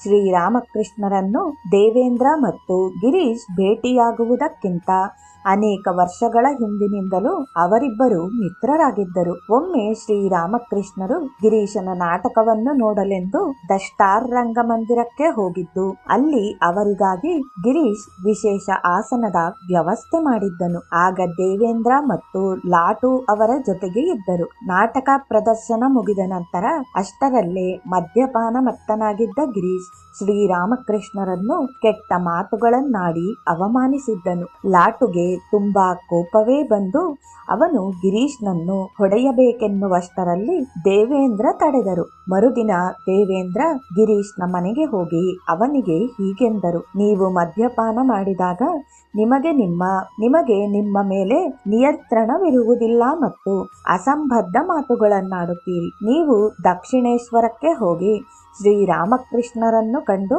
ಅವರಲ್ಲಿ ಕ್ಷಮೆ ಕೇಳಬೇಕು. ಆದರೆ ಗಿರೀಶ್ ಉತ್ತರಿಸಿದನು, ಇಲ್ಲ, ನಾನು ದಕ್ಷಿಣೇಶ್ವರಕ್ಕೆ ಹೋಗುವುದಿಲ್ಲ ಮತ್ತು ಕ್ಷಮೆ ಕೇಳಲು ನನ್ನಿಂದ ಆಗದು. ನನಗೆ ಅವರು ಏನೇನು ಕೆಟ್ಟ ಗುಣಗಳನ್ನು ದಯಪಾಲಿಸುವರೋ ಅವುಗಳನ್ನು ವಾಪಸ್ಸು ಕೊಟ್ಟಿದ್ದೇನಷ್ಟೆ. ನಾನು ಇಡೀ ದಿನ ಉಪವಾಸವಿದ್ದು ಅಳುತ್ತಿದ್ದೇನೆ. ಇದು ಅವರಿಗೆ ತಿಳಿಯದೇನು? ಅವರು ಅವತಾರಿಗಳೇ ಆಗಿರುವುದಾದರೆ ನಾನೆಷ್ಟು ವೇದನೆ ಪಡುತ್ತಿದ್ದೇನೆಂದು ಅವರ ಗಮನಕ್ಕೆ ಬರುವುದಿಲ್ಲವೇನು? ಅವರು ಇಲ್ಲಿಗೆ ಬರಲೇಬೇಕು. ಹಾಗೆ ಅವರು ಇಲ್ಲಿಗೆ ಬರದಿದ್ದರೆ ನಾನು ಅನ್ನ ನೀರು ಮುಟ್ಟುವುದಿಲ್ಲ, ಉಪವಾಸ ಮಾಡಿ ಸಾಯುತ್ತೇನೆ. ಹೊರಗೆ ಮಳೆ ಬರುತ್ತಿದೆ.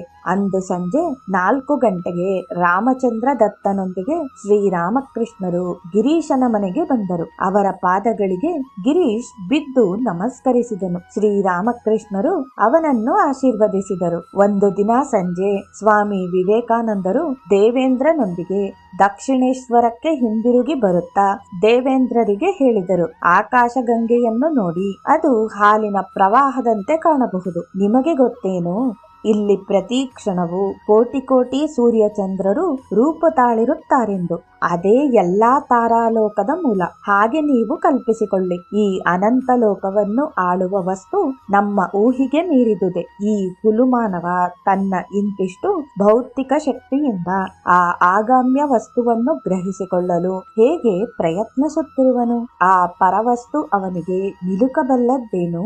ಸ್ವಾಮೀಜಿ ಅವರ ಮಾತುಗಳನ್ನು ಕೇಳಿ ದೇವೇಂದ್ರ ಆ ಅನಂತ ಶಕ್ತಿಯನ್ನು ಕುರಿತಂತೆ ತಮ್ಮ ಆಲೋಚನೆಯಲ್ಲಿ ಮುಳುಗಿದ್ದರು. ಬಳಿಕ ಅವರು ತೀರ್ಮಾನಿಸುವುದೇನೆಂದರೆ ಮನುಷ್ಯನಿಗೆ ದೇವರ ಸಾಕ್ಷಾತ್ಕಾರ ದೊರಕುವುದು ಅಸಾಧ್ಯವೆಂದು. ಈ ಸಂಗತಿ ಅವರ ಮನಸ್ಸನ್ನು ಎಷ್ಟು ಕಲುಕಿತು ಎಂದರೆ ಅವರು 3 ದಿವಸ ನಿದ್ರೆ ಮಾಡಲಿಲ್ಲ. ಕೊನೆಗೆ ಅವರು ಗಿರೀಶನ ಬಳಿಗೆ ಹೋಗಿ ತಮ್ಮ ಮನಸ್ಸಿನ ಉದ್ವೇಗ ಅಶಾಂತಿಯನ್ನು ಕುರಿತು ಹೇಳಿಕೊಂಡರು. ಅವರಿಗೆ ಗಿರೀಶ್ ಹೀಗೆಂದು ಹೇಳಿದನು, ಹಾಗೆಯೇ ಮತ್ತೊಂದು ಸತ್ಯವೂ ಉಂಟು. ಈ ಅನಂತ ವಿಶ್ವವನ್ನು ಆಳುವ ಮತ್ತು ಯಾವ ಪರವಸ್ತುವಿನಿಂದ ಈ ದೃಗ್ಗೋಚರ ವಿಶ್ವ ಅಸ್ತಿತ್ವಕ್ಕೆ ಬಂದಿತೋ ಅದು ಮಾನವ ರೂಪಿನಲ್ಲಿಯೂ ಅವತರಿಸುವುದು ಮತ್ತು ನಮ್ಮಂತಹ ಪಾಪಿಗಳಿಗೆ ಬಿಡುಗಡೆಯನ್ನೂ ಮಾಡುವುದು. ಈ ಮಾತುಗಳನ್ನು ಕೇಳಿದ ದೇವೇಂದ್ರರಿಗೆ ನೆಮ್ಮದಿಯುಂಟಾಯಿತು. 1893ರಲ್ಲಿ ಗಿರೀಶನು ದ ಮಿನರ್ವಾ ರಂಗಮಂದಿರದ ನಿರ್ದೇಶಕನಾದನು ಮತ್ತು ದೇವೇಂದ್ರರನ್ನು ಅದರ ಮೇಲ್ವಿಚಾರಕ ಮತ್ತು ಖಜಾಂಚಿಯನ್ನಾಗಿ ನೇಮಕ ಮಾಡಿಕೊಂಡನು. ದೇವೇಂದ್ರ ನಿಷ್ಠಾವಂತ ಕೆಲಸಗಾರ. ದೇವೇಂದ್ರರ ಕೈಬರಹ ತುಂಬಾ ಮುದ್ದಾಗಿದೆ ಎಂದು ಮತ್ತು ಅವರು ಅಷ್ಟೇ ವೇಗವಾಗಿ ಬರೆದುಕೊಳ್ಳಬಲ್ಲರು ಎಂಬುದು ಗಿರೀಶನ ಗಮನಕ್ಕೆ ಬಂದ ಕೂಡಲೇ ಅವರನ್ನು ಉಕ್ತಲೇಖನ ಬರೆದುಕೊಳ್ಳುವುದಕ್ಕೂ ನೇಮಕ ಮಾಡಿಕೊಂಡನು. ಈ ದೇವೇಂದ್ರರೇ ಗಿರೀಶನ ಹಲವಾರು ನಾಟಕಗಳನ್ನು ಅವನು ಹೇಳಿದಂತೆ ಬರೆದುಕೊಂಡವರು. ಆದರೆ ದೇವೇಂದ್ರ ತಾನು ನೇಮಕ ಮಾಡಿಕೊಂಡಿರುವ ನೌಕರನೆಂದಿದ್ದರೂ ಅವರ ಬಗೆಗೆ ಗಿರೀಶ್ ಅಪಾರ ಪ್ರೀತಿ ಮತ್ತು ಗೌರವಗಳನ್ನು ಹೊಂದಿದ್ದನು. ಹಾಗಾಗಿ ಕೆಲವು ಸಮಯದಲ್ಲಿ ದೇವೇಂದ್ರ ಗಿರೀಶನ ಮಿತ್ರ ಮತ್ತು ಹಿತೈಷಿಯಾಗಿ ಅವನನ್ನು ಗದರಿಸುತ್ತಿದ್ದನಲ್ಲದೆ ಅವನ ತಪ್ಪುಗಳನ್ನು ತೋರಿಕೊಡುತ್ತಿದ್ದರು. ಹಾಗೆ ಮಾಡಿದಾಗ ವಿನೀತನಾಗಿ ತಪ್ಪುಗಳನ್ನು ಒಪ್ಪಿಕೊಳ್ಳುತ್ತಿದ್ದನು. ತಪ್ಪು ಮಾಡುವುದು ಮಾನವನ ಸಹಜ ಗುಣ. ಒಬ್ಬ ದುರ್ಬಲ ವ್ಯಕ್ತಿ ತನ್ನ ತಪ್ಪುಗಳನ್ನು ಒಪ್ಪಿಕೊಳ್ಳುವುದೂ ಇಲ್ಲ. ಹಾಗೆಯೇ ಅಂತವನು ತನ್ನ ರೀತಿ ನೀತಿಗಳನ್ನು ಬದಲಾಯಿಸಿಕೊಳ್ಳುವುದೂ ಇಲ್ಲ. ಗಿರೀಶ್ ಶಕ್ತಿ ಸಂಪನ್ನನು ಮತ್ತು ಹಲವು ಒಳ್ಳೆಯ ಗುಣಗಳನ್ನು ಹೊಂದಿದವನೂ ಆಗಿದ್ದನು. ನಾಗಮಹಾಶಯರೆಂದು ಪರಿಚಿತರಾಗಿದ್ದ ದುರ್ಗಾಚರಣ್ ನಾಗ್ ಶ್ರೀರಾಮಕೃಷ್ಣರ ಒಬ್ಬ ವಿಶಿಷ್ಟ ವ್ಯಕ್ತಿತ್ವದ ಶಿಷ್ಯರು ಮತ್ತು ಗಿರೀಶನ ಮಿತ್ರರು. ಅವರು ವಿನೀತ ಭಾವದ ಮೂರ್ತರೂಪ ಮತ್ತು ಅವರ ಸದಾಚಾರಗಳನ್ನು ಕುರಿತು ವರ್ಣಿಸಲು ಸಾಧ್ಯವೇ ಇಲ್ಲ. ಭಾಗವತವು ಹೇಳುತ್ತದೆ, ಯಾರು ತನ್ನ ನಾಲಿಗೆಯನ್ನು ತನ್ನ ನಿಯಂತ್ರಣದಲ್ಲಿಟ್ಟುಕೊಂಡಿರುತ್ತಾರೋ ಅವರು ಏನೆಲ್ಲವನ್ನೂ ನಿಯಂತ್ರಿಸಬಲ್ಲರು. ನಾಗಮಹಾಶಯರು ತಮ್ಮ ನಾಲಿಗೆಯ ಚಪಲವನ್ನು ನಿಯಂತ್ರಿಸಿಕೊಳ್ಳಲು ಆಹಾರದಲ್ಲಿ ಸಕ್ಕರೆ ಮತ್ತು ಉಪ್ಪನ್ನು ಉಪಯೋಗಿಸುತ್ತಿರಲಿಲ್ಲ. ಒಮ್ಮೆ ಅವರು 2-3 ದಿನಗಳವರೆಗೆ ಕೇವಲ ಅಕ್ಕಿಯ ಗಂಜಿಯನ್ನು ಕುಡಿದುಕೊಂಡಿದ್ದರು. ಅವರು ಹಲವು ಸಂದರ್ಭಗಳಲ್ಲಿ ಅನ್ನ ನೀರು ಇಲ್ಲದೆ ಕೆಲವು ದಿವಸಗಳವರೆಗೆ ಇದ್ದದ್ದುಂಟು. ಅವರು ಅಂಗಿ ತೊಡುವುದನ್ನು ಮತ್ತು ಕಾಲಿಗೆ ಪಾದರಕ್ಷೆ ಹಾಕುವುದನ್ನು ತೊರೆದು ಕೇವಲ ಒಂದು ತುಂಡು ಬಿಳಿ ಬಟ್ಟೆ ಉಡುತ್ತಿದ್ದರು ಮತ್ತು ಹತ್ತಿಯ ಶಾಲನ್ನು ಹೊದೆಯುತ್ತಿದ್ದರು. ಅವರ ಈ ಬಗೆಯ ನಿಯಂತ್ರಣಕ್ಕೊಳಪಟ್ಟ ಬದುಕು ಮತ್ತು ಎಲೆಮರೆಯ ಕಾಯಿಯ ವ್ಯಕ್ತಿತ್ವವನ್ನು ಕಂಡ ಗಿರೀಶ್ ಹೀಗೆಂದಿದ್ದನು, ನಾಗಮಹಾಶಯರು ದುಷ್ಟ ಅಹಮಿತಿಯ ಹಾವಿನ ತಲೆಯ ಮೇಲೆ ಎಷ್ಟೊಂದು ಜೋರಾದ ಏಟು ಕೊಟ್ಟಿದ್ದಾರೆಂದರೆ ಅದು ಮತ್ತೆಂದು ತಲೆ ಎತ್ತಲಾರದು. ನಾಗಮಹಾಶಯರ ಬದುಕಿನ ಅಂತಿಮ ವರ್ಷಗಳಲ್ಲಿ ಮಹಾನ್ ಸಂತರೆಂದು ಅವರ ಖ್ಯಾತಿ ಅಪಾರವಾಗಿ ಬೆಳೆದು ವ್ಯಾಪಿಸಿಕೊಂಡಾಗ ಈಗಿನ ಬಾಂಗ್ಲಾದೇಶದ ದಿಯೋಭೋಗ್ನಲ್ಲಿದ್ದ ಅವರ ಮನೆಗೆ ದರ್ಶನಕ್ಕಾಗಿ ಜನರು ಅಪಾರ ಸಂಖ್ಯೆಯಲ್ಲಿ ಬರತೊಡಗಿದರು.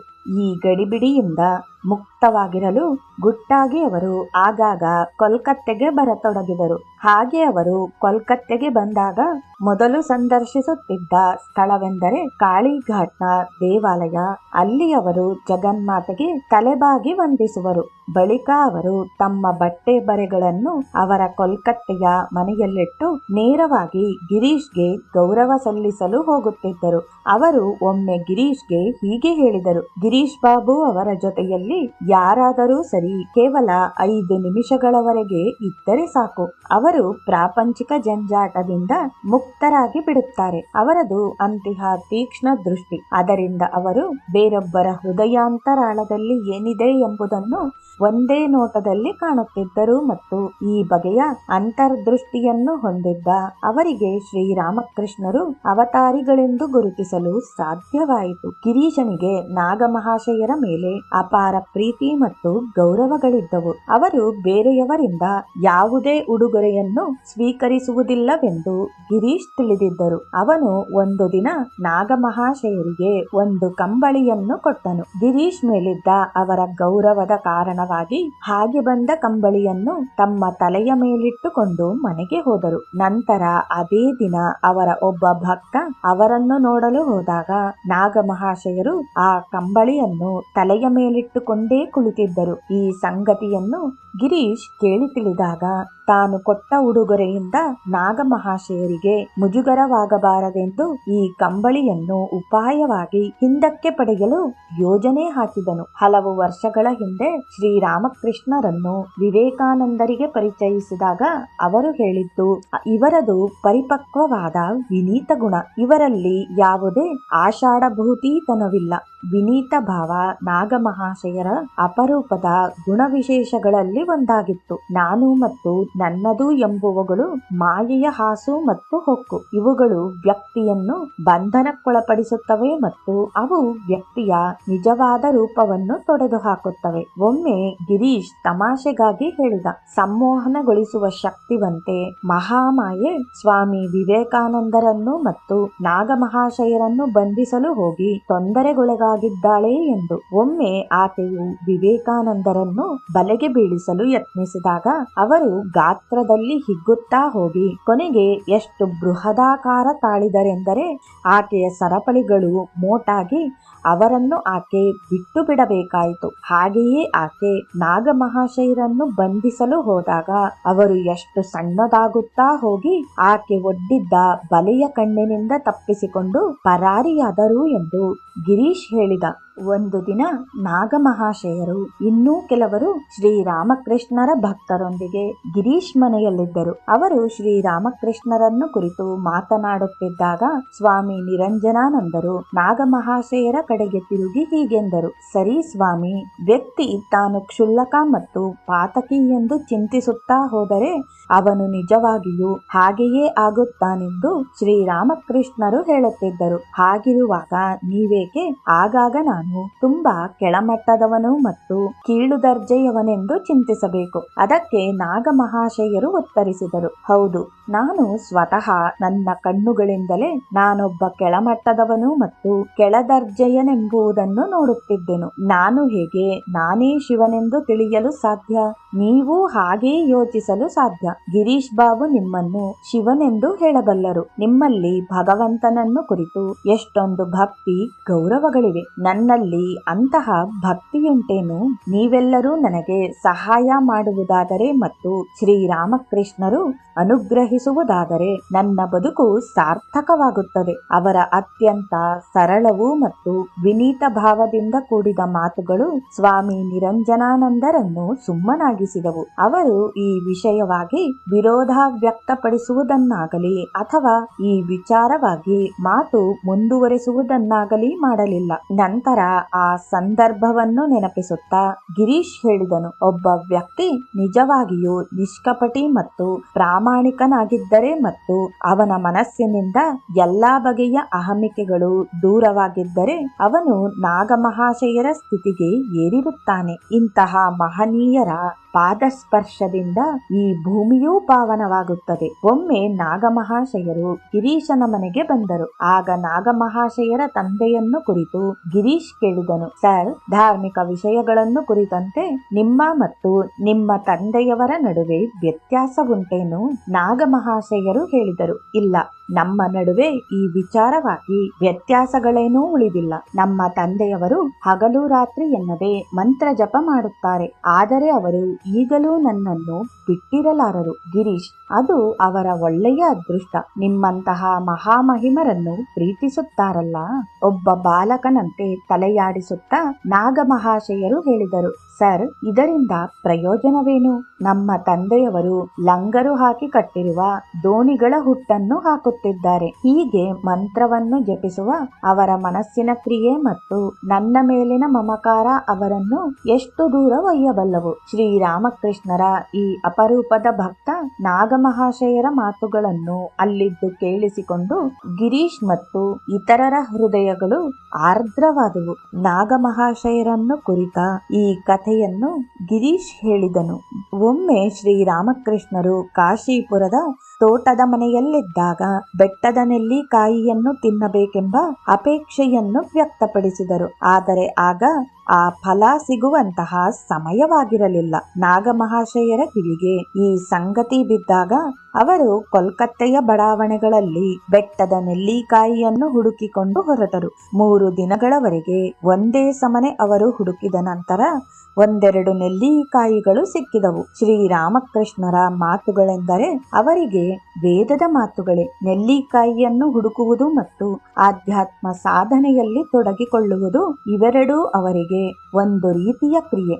ಈ ಬಗೆಯ ಗುರುವಿನ ಮೇಲಿನ ಭಕ್ತಿಯು ಈ ಪ್ರಪಂಚದಲ್ಲಿ ಅಪರೂಪ.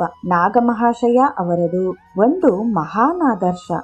ಶಶಿಭೂಷಣ್ ಘೋಷ್ ಶ್ರೀರಾಮಕೃಷ್ಣರ ಒಬ್ಬ ಶಿಷ್ಯರು ಮತ್ತು ಅವನ ಜೀವನ ಚರಿತ್ರೆಕಾರರೂ ಆದ ಶಶಿಭೂಷಣ್ ಘೋಷ್ ಗಿರೀಶ್ನನ್ನು ಕೇಳಿದರು. ಶ್ರೀರಾಮಕೃಷ್ಣರು ಹೇಳಿದ ಈ ಮಾತುಗಳನ್ನು ನೀವು ಯಾವಾಗಲಾದರೂ ಕೇಳಿದ್ದುಂಟೆ? ಒಬ್ಬ ವ್ಯಕ್ತಿ ದೇವರ ಕಡೆಗೆ 1 ಹೆಜ್ಜೆ ಇಟ್ಟರೆ ದೇವರು ಆ ವ್ಯಕ್ತಿಯ ಕಡೆಗೆ 10 ಹೆಜ್ಜೆ ಇಡುತ್ತಾನೆ. ಈ ಮಾತುಗಳನ್ನು ಕೇಳಿದ ಗಿರೀಶನ ಮನಸ್ಸು ಉದ್ದೀಪನಗೊಂಡಿತು. ಆಗ ಅವನು ನೆಲವನ್ನು ಗುದ್ದಿ ಜೋರಾಗಿ ಪ್ರಕಟಿಸಿದನು, ಶಶಿ, ಶ್ರೀರಾಮಕೃಷ್ಣರು ಆ ಮಾತುಗಳನ್ನಾಡಿದ್ದನ್ನು ನಾನು ಕೇಳಿಯೇ ಇಲ್ಲ. ಆ ಮಾತುಗಳು ನನಗೆ ಗೊತ್ತೋ ಇಲ್ಲವೋ, ಆದರೆ ಅವುಗಳ ಬಗೆಗೆ ನಾನು ತಲೆ ಕೆಡಿಸಿಕೊಳ್ಳುವುದಿಲ್ಲ. ಆದರೆ ಈ ಸಂಗತಿ ಮಾತ್ರ ನನಗೆ ಚೆನ್ನಾಗಿ ಗೊತ್ತು. ನಾನಂತೂ 1 ಹೆಜ್ಜೆಯನ್ನು ದೇವರ ಕಡೆ ಇಟ್ಟವನಲ್ಲ. ಶ್ರೀರಾಮಕೃಷ್ಣರೇ ನನ್ನ ಕಡೆ 10 ಹೆಜ್ಜೆಗಳನ್ನಿಟ್ಟು ನನ್ನನ್ನು ಹರಸಿದ್ದಾರೆ. ರಾಮಚಂದ್ರ ದತ್ತ ಗಿರೀಶ್ ಮತ್ತು ರಾಮಚಂದ್ರ ದತ್ತ ಇಬ್ಬರು ಶ್ರೀರಾಮಕೃಷ್ಣರ ಪರಮಭಕ್ತರು ಮತ್ತು ಅವರಿಬ್ಬರು ಶ್ರೀರಾಮಕೃಷ್ಣರನ್ನು ಅವತಾರಿಗಳೆಂದು ನಂಬಿದ್ದರು. ಗಿರೀಶ್ ದಾಖಲಿಸುತ್ತಾನೆ, ಸೋದರ ರಾಮನನ್ನು ನಾನು ಮೊದಲು ಭೇಟಿಯಾದುದು ಕಲ್ಕತ್ತೆಯ ಅವನ ಶೀಮ್ಲಾ ಮನೆಗೆ ಶ್ರೀರಾಮಕೃಷ್ಣರು ಭೇಟಿ ಕೊಟ್ಟ ಸಮಯದಲ್ಲಿ. ನಂತರ ನಾನು ಅವನನ್ನು ದಕ್ಷಿಣೇಶ್ವರದಲ್ಲಿ ಭೇಟಿಯಾದನು. ಅಲ್ಲಿ ಅವನು ನನ್ನನ್ನು ಪಂಚವಟಿಯ ಏಕಾಂತಕ್ಕೆ ಕರೆದೊಯ್ದನು. ನಾನು ಶ್ರೀರಾಮಕೃಷ್ಣರನ್ನು ಅವತಾರಿಗಳೆಂದು ನಂಬಿದ್ದೇನೆಂದು ಅವನು ದೇವನ್ ಮಜುಮ್ದಾರ್ ಅವರಿಂದ ಕೇಳಿ ತಿಳಿದಿದ್ದನು. ಈ ಸಂಗತಿ ಅವನಲ್ಲಿ ಒಂದು ರೀತಿಯ ಪ್ರಚೋದನೆಯುಂಟು ಮಾಡಿತು. ಏಕೆಂದರೆ ಅವನಂತೆ ನಾನೂ ಸಹ ಶ್ರೀರಾಮಕೃಷ್ಣರ ಬಗೆಗೆ ಅದೇ ಅಭಿಪ್ರಾಯವುಳ್ಳವನಾಗಿದ್ದೆನು. ಆಗ ಸೋದರ ರಾಮ ಉದ್ವೇಗದಿಂದ ಗದ್ಗದಿತ ಕಂಠದಲ್ಲಿ ಅವನ ಈ ನಂಬಿಕೆಯನ್ನು ವ್ಯಕ್ತಪಡಿಸಿದನು. ನಿನಗೆ ಅರ್ಥವಾಗಿರಬಹುದು ಸೋದರ ಗಿರೀಶ್, ಈ ಮೂವರು ಶ್ರೀ ಚೈತನ್ಯ, ನಿತ್ಯಾನಂದ ಮತ್ತು ಅದ್ವೈತ ಶ್ರೀರಾಮಕೃಷ್ಣರ ಅವತಾರದಲ್ಲಿ ಸಂಗಮಿಸಿದ್ದಾರೆಂದು. ಪ್ರೇಮ, ಭಕ್ತಿ ಮತ್ತು ಜ್ಞಾನಗಳು ಸಮ ಪ್ರಮಾಣದಲ್ಲಿ ಶ್ರೀರಾಮಕೃಷ್ಣ ಅವತಾರದಲ್ಲಿ ವ್ಯಕ್ತಗೊಂಡಿವೆ. ಆ ದಿನ ಮೊದಲ್ಗೊಂಡು ನಾನು ಅವರ ಆತ್ಮೀಯ ಗೆಳೆಯನಾದೆ ಮತ್ತು ನಾವಿಬ್ಬರು ಆಗಾಗ ಭೇಟಿಯಾಗತೊಡಗಿದೆವು. ಅವನು ರಂಗಮಂದಿರಕ್ಕೆ ಬರುತ್ತಿದ್ದನು. ಹಾಗೆ ಅವನು ಬಂದಾಗಲೆಲ್ಲ ಶ್ರೀರಾಮಕೃಷ್ಣರನ್ನು ಕುರಿತು ಮಾತನಾಡುತ್ತಿದ್ದನು. ನಾನು ಏನನ್ನು ಹೇಳಿದರೂ ಅವರು ಪ್ರತಿಯಾಗಿ ಪ್ರಶ್ನೆಯನ್ನು ಎತ್ತದೆ ಹಾಗೆ ಹೇಳಿದ್ದನ್ನು ಒಪ್ಪಿಕೊಳ್ಳುತ್ತಿದ್ದನು. ಹಾಗೆ ಯಾರಾದರೂ ನಾನು ಹೇಳಿದುದನ್ನು ಇಲ್ಲವೆಂದರೆ ಅವರನ್ನು ಸೋದರ ರಾಮ ವಿರೋಧಿಸುತ್ತಿದ್ದನು ಮತ್ತು ಅವನು, ಏನು, ನೀವು ಸೋದರ ಗಿರೀಶ್ ಹೇಳಿದುದನ್ನು ಅಲ್ಲವೆನ್ನುತ್ತೀರಾ? ಶ್ರೀರಾಮಕೃಷ್ಣರು ಹೇಳಿದರು, ಗಿರೀಶ್ನಲ್ಲಿ 125% ಭಾಗ ವಿಶ್ವಾಸ ಮತ್ತು ಬುದ್ಧಿವಂತಿಕೆ ತುಂಬಿದೆ. ನಾನು ಗಮನಿಸಿದಂತೆ ಸೋದರ ರಾಮ ಬಹಳ ಬುದ್ಧಿವಂತ ಮತ್ತು ಪರಿಣತಿ ಹೊಂದಿರುವ ವ್ಯಕ್ತಿ. ಹಗಲು ರಾತ್ರಿ ಎನ್ನದೆ ತಾನು ಶ್ರೀರಾಮಕೃಷ್ಣರಿಗೆ ಏನು ಮಾಡಬಹುದೆಂದು ಚಿಂತಿಸುತ್ತಿದ್ದವ ಮತ್ತು ಶ್ರೀರಾಮಕೃಷ್ಣರ ಸಂದೇಶವನ್ನು ಹೇಗೆ ಬೋಧಿಸಬಹುದೆಂದು ವಿಚಾರ ಮಾಡುತ್ತಿದ್ದವ. ಶ್ರೀರಾಮಕೃಷ್ಣರು ಹೇಳಿದ್ದರು, ರಾಮನಿಗೆ ನನ್ನ ಮೇಲೆ ಅಭಯ ಭಕ್ತಿ. ಶ್ರೀರಾಮಕೃಷ್ಣರನ್ನು ತಮ್ಮ ಮನೆಗೆ ಮತ್ತು ಇತರ ಭಕ್ತರ ಮನೆಗಳಿಗೆ ಆಹ್ವಾನಿಸುತ್ತಾ ಅಲ್ಲಿ ರಾಮ ಒಂದು ಹಬ್ಬವನ್ನೇ ಆಚರಣೆ ಮಾಡುತ್ತಿದ್ದ. ಅವರಿಗೆ ಯಾವ ಆಹಾರ ಪ್ರಿಯವಾಗುತ್ತದೆ ಎಂಬ ವಿಚಾರವಾಗಿ ನನ್ನೊಂದಿಗೆ ಮಾತನಾಡುತ್ತಿದ್ದ. 1885 ಸೆಪ್ಟೆಂಬರ್ನಲ್ಲಿ ಶ್ರೀರಾಮಕೃಷ್ಣರು ಮತ್ತು ಕ್ಯಾನ್ಸರ್ ರೋಗದ ಚಿಕಿತ್ಸೆಗೆಂದು ಕೋಲ್ಕತ್ತೆಯ ಉತ್ತರ ಭಾಗದಲ್ಲಿನ ಶ್ಯಾಮ್ಪುಕಾರ್ಗೆ ವಾಸ್ತವ್ಯ ಬದಲಾಯಿಸಿದರು. ರಾಮ್ ಇದಕ್ಕೆ ಸಂಬಂಧಿಸಿದಂತೆ ವ್ಯವಸ್ಥೆ ಮಾಡುವ ವಿಚಾರವಾಗಿ ಬಹಳ ಕಾಳಜಿ ವಹಿಸಿದರು. ಕಾಳಿ ಆರಾಧನೆಯ ದಿವಸ ಹತ್ತಿರ ಬರತೊಡಗಿದಾಗ ಶ್ರೀರಾಮಕೃಷ್ಣರು ಜಗನ್ಮಾತೆಯ ಪೂಜೆಯನ್ನು ವಿಶೇಷವಾಗಿ ಆಚರಣೆ ಮಾಡಬೇಕೆಂಬ ಅಪೇಕ್ಷೆಯನ್ನು ವ್ಯಕ್ತಪಡಿಸಿದರು. ಈ ಸಂದರ್ಭಕ್ಕೆ ಅಗತ್ಯ ಸಲಕರಣೆಗಳನ್ನು ಒದಗಿಸಿಕೊಳ್ಳಲು ತಮ್ಮ ಭಕ್ತರಿಗೆ ಅವರು ತಿಳಿಸಿದರು. ಅವರ ಭಕ್ತರು ಸಂಗ್ರಹಿಸಿದ ಸಲಕರಣೆಗಳನ್ನು ಸ್ವತಃ ಅವರೇ ಪೂಜಾ ಕಾರ್ಯವನ್ನು ನೆರವೇರಿಸುತ್ತಾರೆಂದು ಭಾವಿಸಿ ಶ್ರೀರಾಮಕೃಷ್ಣರ ಮುಂದೆ ಇಡಲಾಯಿತು. ಇಲ್ಲಿ ಜಗನ್ಮಾತೆಯ ಮೂರ್ತಿ ಇರಲಿಲ್ಲ. ಭಕ್ತರು ಮೌನವಾಗಿ ಶ್ರೀರಾಮಕೃಷ್ಣರನ್ನು ಸುತ್ತುವರೆದು ಮುಂದೇನೆಂದು ನಿರೀಕ್ಷಿಸುತ್ತಾ ಕುಳಿತರು. ಆದರೆ ಶ್ರೀರಾಮಕೃಷ್ಣರು ಧ್ಯಾನದಲ್ಲಿ ಮುಳುಗಿದರು. ಆ ಕ್ಷಣದಲ್ಲಿ ಇದ್ದಕ್ಕಿದ್ದಂತೆ ಶ್ರೀರಾಮಕೃಷ್ಣರು ಪೂಜೆಯನ್ನು ನೆರವೇರಿಸಲು ಅಗತ್ಯವಿಲ್ಲ, ನಾವು ಅವರನ್ನೇ ಪೂಜೆ ಮಾಡೋಣ ಎಂಬ ವಿಚಾರ ರಾಮನ ಮನಸ್ಸಿಗೆ ಹೊಳೆಯಿತು. ಈ ವಿಚಾರವನ್ನು ರಾಮ ಗಿರೀಶನ ಕಿವಿಯಲ್ಲಿ ಪಿಸುಗುಟ್ಟಿದ. ಅದಕ್ಕೆ ಗಿರೀಶ್, ನೀವು ಹೇಳುತ್ತಿರುವುದೇನು? ನಿಮ್ಮ ಪೂಜಾ ಕೈಂಕರ್ಯವನ್ನು ಶ್ರೀರಾಮಕೃಷ್ಣರು ಒಪ್ಪಿಕೊಳ್ಳುತ್ತಾರೇನು? ಆ ಕೂಡಲೇ ಗಿರೀಶ್ ಒಂದಿಷ್ಟು ಪುಷ್ಪಗಳನ್ನು ಎತ್ತಿಕೊಂಡು ಶ್ರೀರಾಮಕೃಷ್ಣರಿಗೆ ಅರ್ಪಿಸುತ್ತಾ ಹೇಳಿದನು, ಶ್ರೀರಾಮಕೃಷ್ಣರಿಗೆ ಜಯವಾಗಲಿ, ಜಗನ್ಮಾತೆಗೆ ಜಯವಾಗಲಿ. ಶ್ರೀರಾಮಕೃಷ್ಣರಿಗೆ ರೋಮಾಂಚನ ಉಂಟಾಗಿ ಕೂಡಲೇ ಸಮಾಧಿಗೆ ಜಾರಿದರು. ಆಗ ಅವರ ಮುಖದಲ್ಲಿ ದಿವ್ಯ ಕಾಂತಿಯಿಂದೊಡಗೂಡಿದ ಮಂದಹಾಸ ಮೂಡಿತು. ಅದೇ ಸಮಯಕ್ಕೆ ಉಳಿದ ಎಲ್ಲಾ ಭಕ್ತರು ಅವರಿಗೆ ಪುಷ್ಪ ಸಮರ್ಪಣೆಯನ್ನು ಮಾಡಿ ಅವರ ಅನುಗ್ರಹವನ್ನು ಪಡೆದುಕೊಂಡರು. ಇದಾದ ಕೆಲವು ತಿಂಗಳುಗಳ ನಂತರ ಕಾಶೀಪುರದಲ್ಲಿ ನಡೆದ ಘಟನೆಯೊಂದನ್ನು ಗಿರೀಶ್ ನೆನಪಿಸಿಕೊಂಡನು. ಯಾವ ದಿನ ಶ್ರೀರಾಮಕೃಷ್ಣರು ಕಲ್ಪವೃಕ್ಷವಾದರೋ ಆ ದಿನ ಸೋದರ ರಾಮ ಸ್ವತಃ ಅವರ ಪಕ್ಕದಲ್ಲಿದ್ದರು. ನನ್ನ ಸಹೋದರ ಅತುಲ್ ಹೇಳಿದನು, ಆ ದಿನ ನಾನು ರಾಮ್ ಅವರ ಔದಾರ್ಯದಿಂದಾಗಿ ಶ್ರೀರಾಮಕೃಷ್ಣರ ಅನುಗ್ರಹಕ್ಕೆ ಪಾತ್ರನಾದೆನು.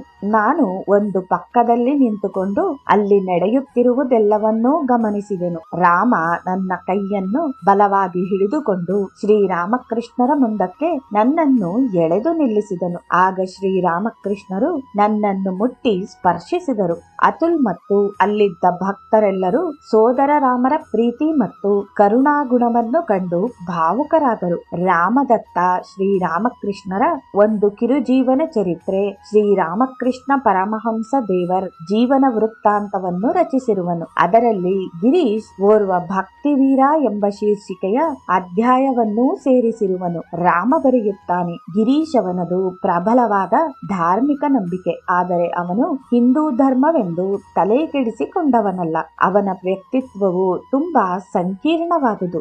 ಅವನು ಮದ್ಯವ್ಯಸನಿ ಮಾತ್ರವಾಗಿರದೆ ಎಲ್ಲಾ ಬಗೆಯ ಮಾದಕ ವಸ್ತುಗಳನ್ನು ಅಂದರೆ ಗಾಂಜಾ, ಅಫೀಮು ಮುಂತಾದವುಗಳನ್ನು ಸೇವಿಸುತ್ತಿದ್ದನು. ಒಮ್ಮೆ ಭಕ್ತರೊಬ್ಬರು ಶ್ರೀರಾಮಕೃಷ್ಣರನ್ನು ಗಿರೀಶ್ ಮದ್ಯಪಾನ ಮಾಡುವುದನ್ನು ಬಿಡಲು ಹೇಳುವಂತೆ ಕೋರಿದರು. ಆಗ ಶ್ರೀರಾಮಕೃಷ್ಣರು ಉತ್ತರಿಸಿದರು, ಅವನ ವಿಚಾರವಾಗಿ ನಿಮಗೇಕೆ ಈ ರೀತಿಯ ತಲೆನೋವು?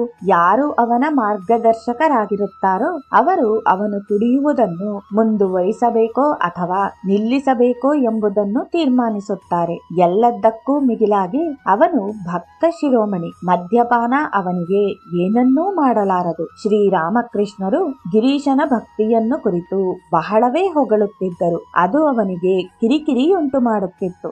ಆಗ ಅವನು ಹೇಳುತ್ತಿದ್ದನು, ಸ್ವಾಮಿ, ನಾನು ಉಪದೇಶಕ್ಕೆ ಬೆಲೆ ಕೊಡುವವನಲ್ಲ. ನಾನು ಇಷ್ಟಪಡುವುದು ಕಾರ್ಯತಃ ನಡೆಯುವ ಕೆಲಸ. ಈಗ ನಾನು ಹಿಂದೆ ಹೇಗಿದ್ದೆನೋ ಹಾಗೆಯೇ ಇದ್ದೇನೆ. ನಂತರ ಒಂದು ದಿನ ಸಂಜೆ ಅವನ ಮಿತ್ರರೊಡಗೂಡಿ ಕುಡಿಯಲು ಆರಂಭಿಸಿದ. ಆದರೆ ಮಿತ್ರರು ಸ್ಪರ್ಧಿಸಲಾರದೆ ಹೋದರು. ಆಗ ಗಿರೀಶ್ ಒಮ್ಮೆ ಜೋರಾಗಿ ತೇಗಿದನಷ್ಟೆ. ಕೂಡಲೇ ಅವನ ನಶೆ ಇಳಿಯಿತು. ಮತ್ತೊಂದು ಶೀಶೆ ಮದ್ಯಪಾನ ಮಾಡಿದನು. ಮೂರನೇ ಶೀಶೆಯನ್ನು ಕುಡಿದನು. ಅವನ ಉದರ ಆಗ ಮದ್ಯದಿಂದಲೇ ತುಂಬಿಕೊಂಡಿತು. ಇದನ್ನು ಕಂಡು ಅವನಿಗೆ ಆಶ್ಚರ್ಯ ಉಂಟಾಯಿತು. ಆ ಬಳಿಕ ಅವನು ಅಸಹ್ಯ ಪಟ್ಟುಕೊಂಡು ಮದ್ಯಪಾನ ಮಾಡುವುದನ್ನು ನಿಲ್ಲಿಸಿದನು. ಗಿರೀಶ್ ಒಬ್ಬ ಅಸಾಧ್ಯ ಹಠಮಾರಿ ವ್ಯಕ್ತಿ. ಅವನು ಏನನ್ನಾದರೂ ಮಾಡಲು ಇಚ್ಛಿಸಿದರೆ ಅದನ್ನು ಯಾರು ಹೇಳಿದರೂ ಮಾಡದೆ ಬಿಡುವವನಲ್ಲ. ಶ್ರೀರಾಮಕೃಷ್ಣರಿಗೆ ಅವರ ಈ ಗುಣ ಚೆನ್ನಾಗಿ ತಿಳಿದಿತ್ತು. ಹಾಗಾಗಿ ಅವರು ಅವನಿಗೆ ಕುಡಿಯಬೇಡವೆಂದು ಹೇಳುತ್ತಿರಲಿಲ್ಲ. ಗಿರೀಶ್ನ ಭಕ್ತಿ ಅನುಪಮವೆನ್ನಬೇಕು. ಶ್ರೀರಾಮಕೃಷ್ಣರು ಅವನನ್ನು ಕಂಡಾಗಲೆಲ್ಲ ಸಂತೋಷದಿಂದ ಪ್ರಫುಲ್ಲರಾಗುತ್ತಿದ್ದುದನ್ನು ನಾವು ನೋಡುತ್ತಿದ್ದೇವೆ. ಗಿರೀಶ್ನಂತಹ ಪ್ರತಿಭಾವಂತನನ್ನು ತಾವು ಮತ್ತೊಬ್ಬರಲ್ಲಿ ಕಾಣಲಿಲ್ಲವೆಂದು ಶ್ರೀರಾಮಕೃಷ್ಣರು ಹೊಗಳುತ್ತಿದ್ದರು. ಶ್ರೀರಾಮಕೃಷ್ಣರಿಗೆ ತನ್ನ ಮೊಕ್ಯಾರುನಾಮೆಯನ್ನು ಕೊಟ್ಟ ಬಳಿಕ ಅವನು ಯಾವುದೇ ಆಧ್ಯಾತ್ಮ ಸಾಧನೆಯಲ್ಲಿ ತೊಡಗಲಿಲ್ಲ. ಅವನ ಮನಸ್ಸು ಶ್ರೀರಾಮಕೃಷ್ಣರಲ್ಲಿ ಮುಳುಗುತ್ತಿರುತ್ತಿತ್ತು ಮತ್ತು ಇದರಿಂದ ಅವನಿಗೆ ಶಾಂತಿ ಲಭಿಸುತ್ತಿತ್ತು. ಹಾಗಾಗಿ ಅವನು ದೈವಾಂಶಪೂರಿತ ಪ್ರತಿಭೆಯನ್ನು ಪಡೆಯಲಾಗಿ ಅದು ಅವನ ಬುದ್ಧದೇವ್ ಚರಿತ್, ಬಿಲ್ವಮಂಗಳ್, ನಾಸೀರಾಮ್, ರೂಪ ಸನಾತನ್ ಮುಂತಾದ ನಾಟಕಗಳಲ್ಲಿ ಅಭಿವ್ಯಕ್ತಗೊಂಡಿತು. ಇದೆಲ್ಲದರ ಪರಿಣಾಮವಾಗಿ ಸಹಸ್ರಾರು ಜನರ ಹೃದಯಗಳಲ್ಲಿ ಧಾರ್ಮಿಕ ಭಾವನೆ ಉಂಟಾದುದನ್ನು ತಾವು ಕಂಡಿದ್ದೇವೆ. ಪೂರ್ಣಚಂದ್ರ ಘೋಷ್ನೊಂದಿಗೆ ನಡೆದ ಈ ಭಾಷಣೆಯನ್ನು ಕುಮದ್ ಬಂಧು ಸೇನ್ ಅವರು ದಾಖಲಿಸಿದ್ದಾರೆ. ಒಂದು ದಿನ ಸಂಜೆ ಶ್ರೀರಾಮಕೃಷ್ಣರನ್ನು ಕುರಿತ ಗಿರೀಶನ ಭಕ್ತಿ ಪ್ರೇಮಗಳ ಬಗೆಗೆ ನಾನು ಪೂರ್ಣ ಅವನೊಂದಿಗೆ ಮಾತನಾಡುತ್ತಿದ್ದೆನು. ಹೀಗೆ ಮಾತು ನಡೆಯುತ್ತಿದ್ದ ವೇಳೆ ನಾನು ಹೇಳಿದೆ, ಕಳೆದ ರಾತ್ರಿ ಗಿರೀಶ್ ಒಂದು ಅತ್ಯಾಶ್ಚರ್ಯಕರವಾದದ್ದನ್ನು ಪ್ರಸ್ತಾಪಿಸಿದನು. ಕುತೂಹಲದಿಂದ ಪೂರ್ಣ ಕೇಳಿದರು. ಅವರು ಹೇಳಿದ್ದೇನು? ಅದಕ್ಕೆ ನಾನು ಗಿರೀಶ್ ಹೇಳಿದುದನ್ನು ವಿವರಿಸಿದೆ. ಶ್ರೀರಾಮಕೃಷ್ಣರನ್ನು ಯಾರು ಅರ್ಥ ಮಾಡಿಕೊಳ್ಳಲು ಸಾಧ್ಯ? ಅವರ ಶಿಷ್ಯರೆಲ್ಲರೂ ಅವರನ್ನು ಅರ್ಥ ಮಾಡಿಕೊಂಡಿದ್ದಾರೆಂದು ನಿಮಗೆ ಅನಿಸುತ್ತದೆಯೇ? ಆದರೆ ಅವರ ಪ್ರೇಮದ ಒಂದು ಹನಿಯ ರುಚಿಯನ್ನು ಅನುಭವಿಸಿದವರು. ಅದು ಈ ಲೌಕಿಕ ಜಗತ್ತಿನ ಪ್ರೀತಿಯಂತಹುದ್ದಲ್ಲ ಮತ್ತು ಅದು ತಂದೆ ತಾಯಿಗಳಿಂದಲೂ ದೊರೆಯುವಂತಹದ್ದಲ್ಲವೆಂದು ಭಾವಿಸುತ್ತಾರೆ. ದೇವರು ಏನೆಲ್ಲವನ್ನೂ ಮರೆಮಾಡಿಕೊಳ್ಳಬಹುದು, ಆದರೆ ಅವರ ಪ್ರೇಮವನ್ನು ಹಾಗೆ ಮಾಡಲಾರನು. ಅವರ ಶಿಷ್ಯರು ಮತ್ತು ಭಕ್ತರು ಈ ಪ್ರೇಮದ ಒಂದು ಕಣವನ್ನು ಸವಿದರೆ ಸಾಕು, ಮೈಮರೆಯುತ್ತಾರೆ. ಹಾಗಲ್ಲದಿದ್ದರೆ ಯಾರು ಎಷ್ಟೇ ದೊಡ್ಡವರಿರಲಿ ಅವರು ಭಗವಂತನ ಅನಂತ ಪ್ರೇಮದ ಅಗಾಧತೆಯನ್ನು ಅರಿಯಲಾಗುತ್ತಿತ್ತೇನೋ ಎಂದು ಹೇಳಿದರು. ನಾನು ಗಿರೀಶ್ ಹೇಳಿದುದನ್ನು ಕೇಳಿದ ಮರುಕ್ಷಣವೇ ಪೂರ್ಣನ ಮುಖ ಕೆಂಪಾಯಿತು ಮತ್ತು ಅವನ ಕಣ್ಣುಗಳಲ್ಲಿ ನೀರೂರಿತು. ಅವನು ನನ್ನ ಕೈಯನ್ನು ಭದ್ರವಾಗಿ ಹಿಡಿದುಕೊಂಡು ಅವರ ಕೊಠಡಿಯಿಂದ ಶ್ಯಾಂಪುಕಾರ್ ರಸ್ತೆ ಮತ್ತು ಕಾನ್ವಾಲಿಸ್ ರಸ್ತೆ ಸೇರುವ ಜಂಕ್ಷನ್ಗೆ ಕರೆದುಕೊಂಡು ಹೋದನು. ಅಲ್ಲಿ ನಿಂತು ತನ್ನ ಗದ್ಗದಿತ ಧ್ವನಿಯಲ್ಲಿ ಹೇಳಿದನು, ಇಲ್ಲಿ ಶ್ರೀರಾಮಕೃಷ್ಣರ ಪ್ರೇಮವನ್ನು ನಾನು ಸವಿದುದು. ನಾನು ಪೂರ್ಣನು ಇಷ್ಟೊಂದು ಭಾವೋದ್ವೇಗಕ್ಕೆ ಒಳಗಾದುದನ್ನು ಮೊಟ್ಟ ಮೊದಲು ಕಂಡದ್ದು. ಹೊರನೋಟಕ್ಕೆ ಅವನು ತನ್ನ ಪ್ರಶಾಂತತೆ ಮತ್ತು ಗಂಭೀರ ನಡೆಗೆ ಹೆಸರಾದವನು. ಆ ರಾತ್ರಿ ಬೀದಿಯ ದೀಪಗಳ ಬೆಳಕಿನಲ್ಲಿ ಅವನ ಮುಖ ಪ್ರಕಾಶಮಾನವಾಗಿ ಹೊಳೆದುದನ್ನು ಕಂಡು ನನಗೆ ಮಾತುಗಳೇ ಹೊರಡಲಿಲ್ಲ. ನಂತರ ಅವನು ಇನ್ನೂ ಭಾವುಕನಾಗಿಯೇ ಇದ್ದ ಧ್ವನಿಯಲ್ಲಿ ಹೇಳಿದನು, ಹೌದು, ಅದು ನಿಜವೇ. ಗಿರೀಶ್ ಬಾಬು ಹೇಳುವುದು ಸತ್ಯ. ಶ್ರೀರಾಮಕೃಷ್ಣರನ್ನು ಯಾರು ತಾನೇ ಅರ್ಥ ಮಾಡಿಕೊಳ್ಳಬಲ್ಲರು? ಅವರ ಆಹೇತುಕವೂ ಮತ್ತು ನಿರುಪಾಧಿಕವೂ ಆದ ಪ್ರೀತಿಯನ್ನು ಯಾರು ತಾನೇ ಅಳೆಯಬಲ್ಲರು? ನಾನೊಬ್ಬ ಎಳೆಯ ಬಾಲಕ. ಅವರ ಬಗ್ಗೆ ನನಗೇನು ಗೊತ್ತು?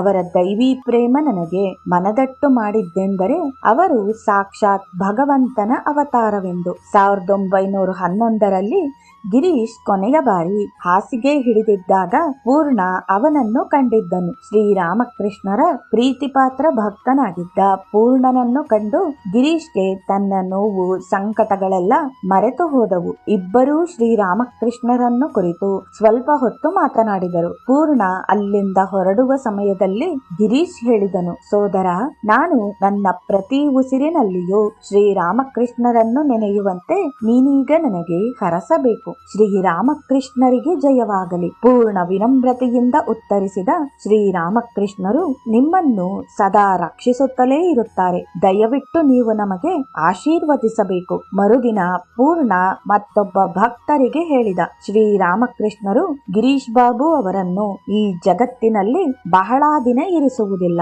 ಪೂರ್ಣನ ಮಾತುಗಳು ಬಹುಬೇಗ ನಿಜವಾದವು. ಜೈ ಶ್ರೀರಾಮಕೃಷ್ಣ.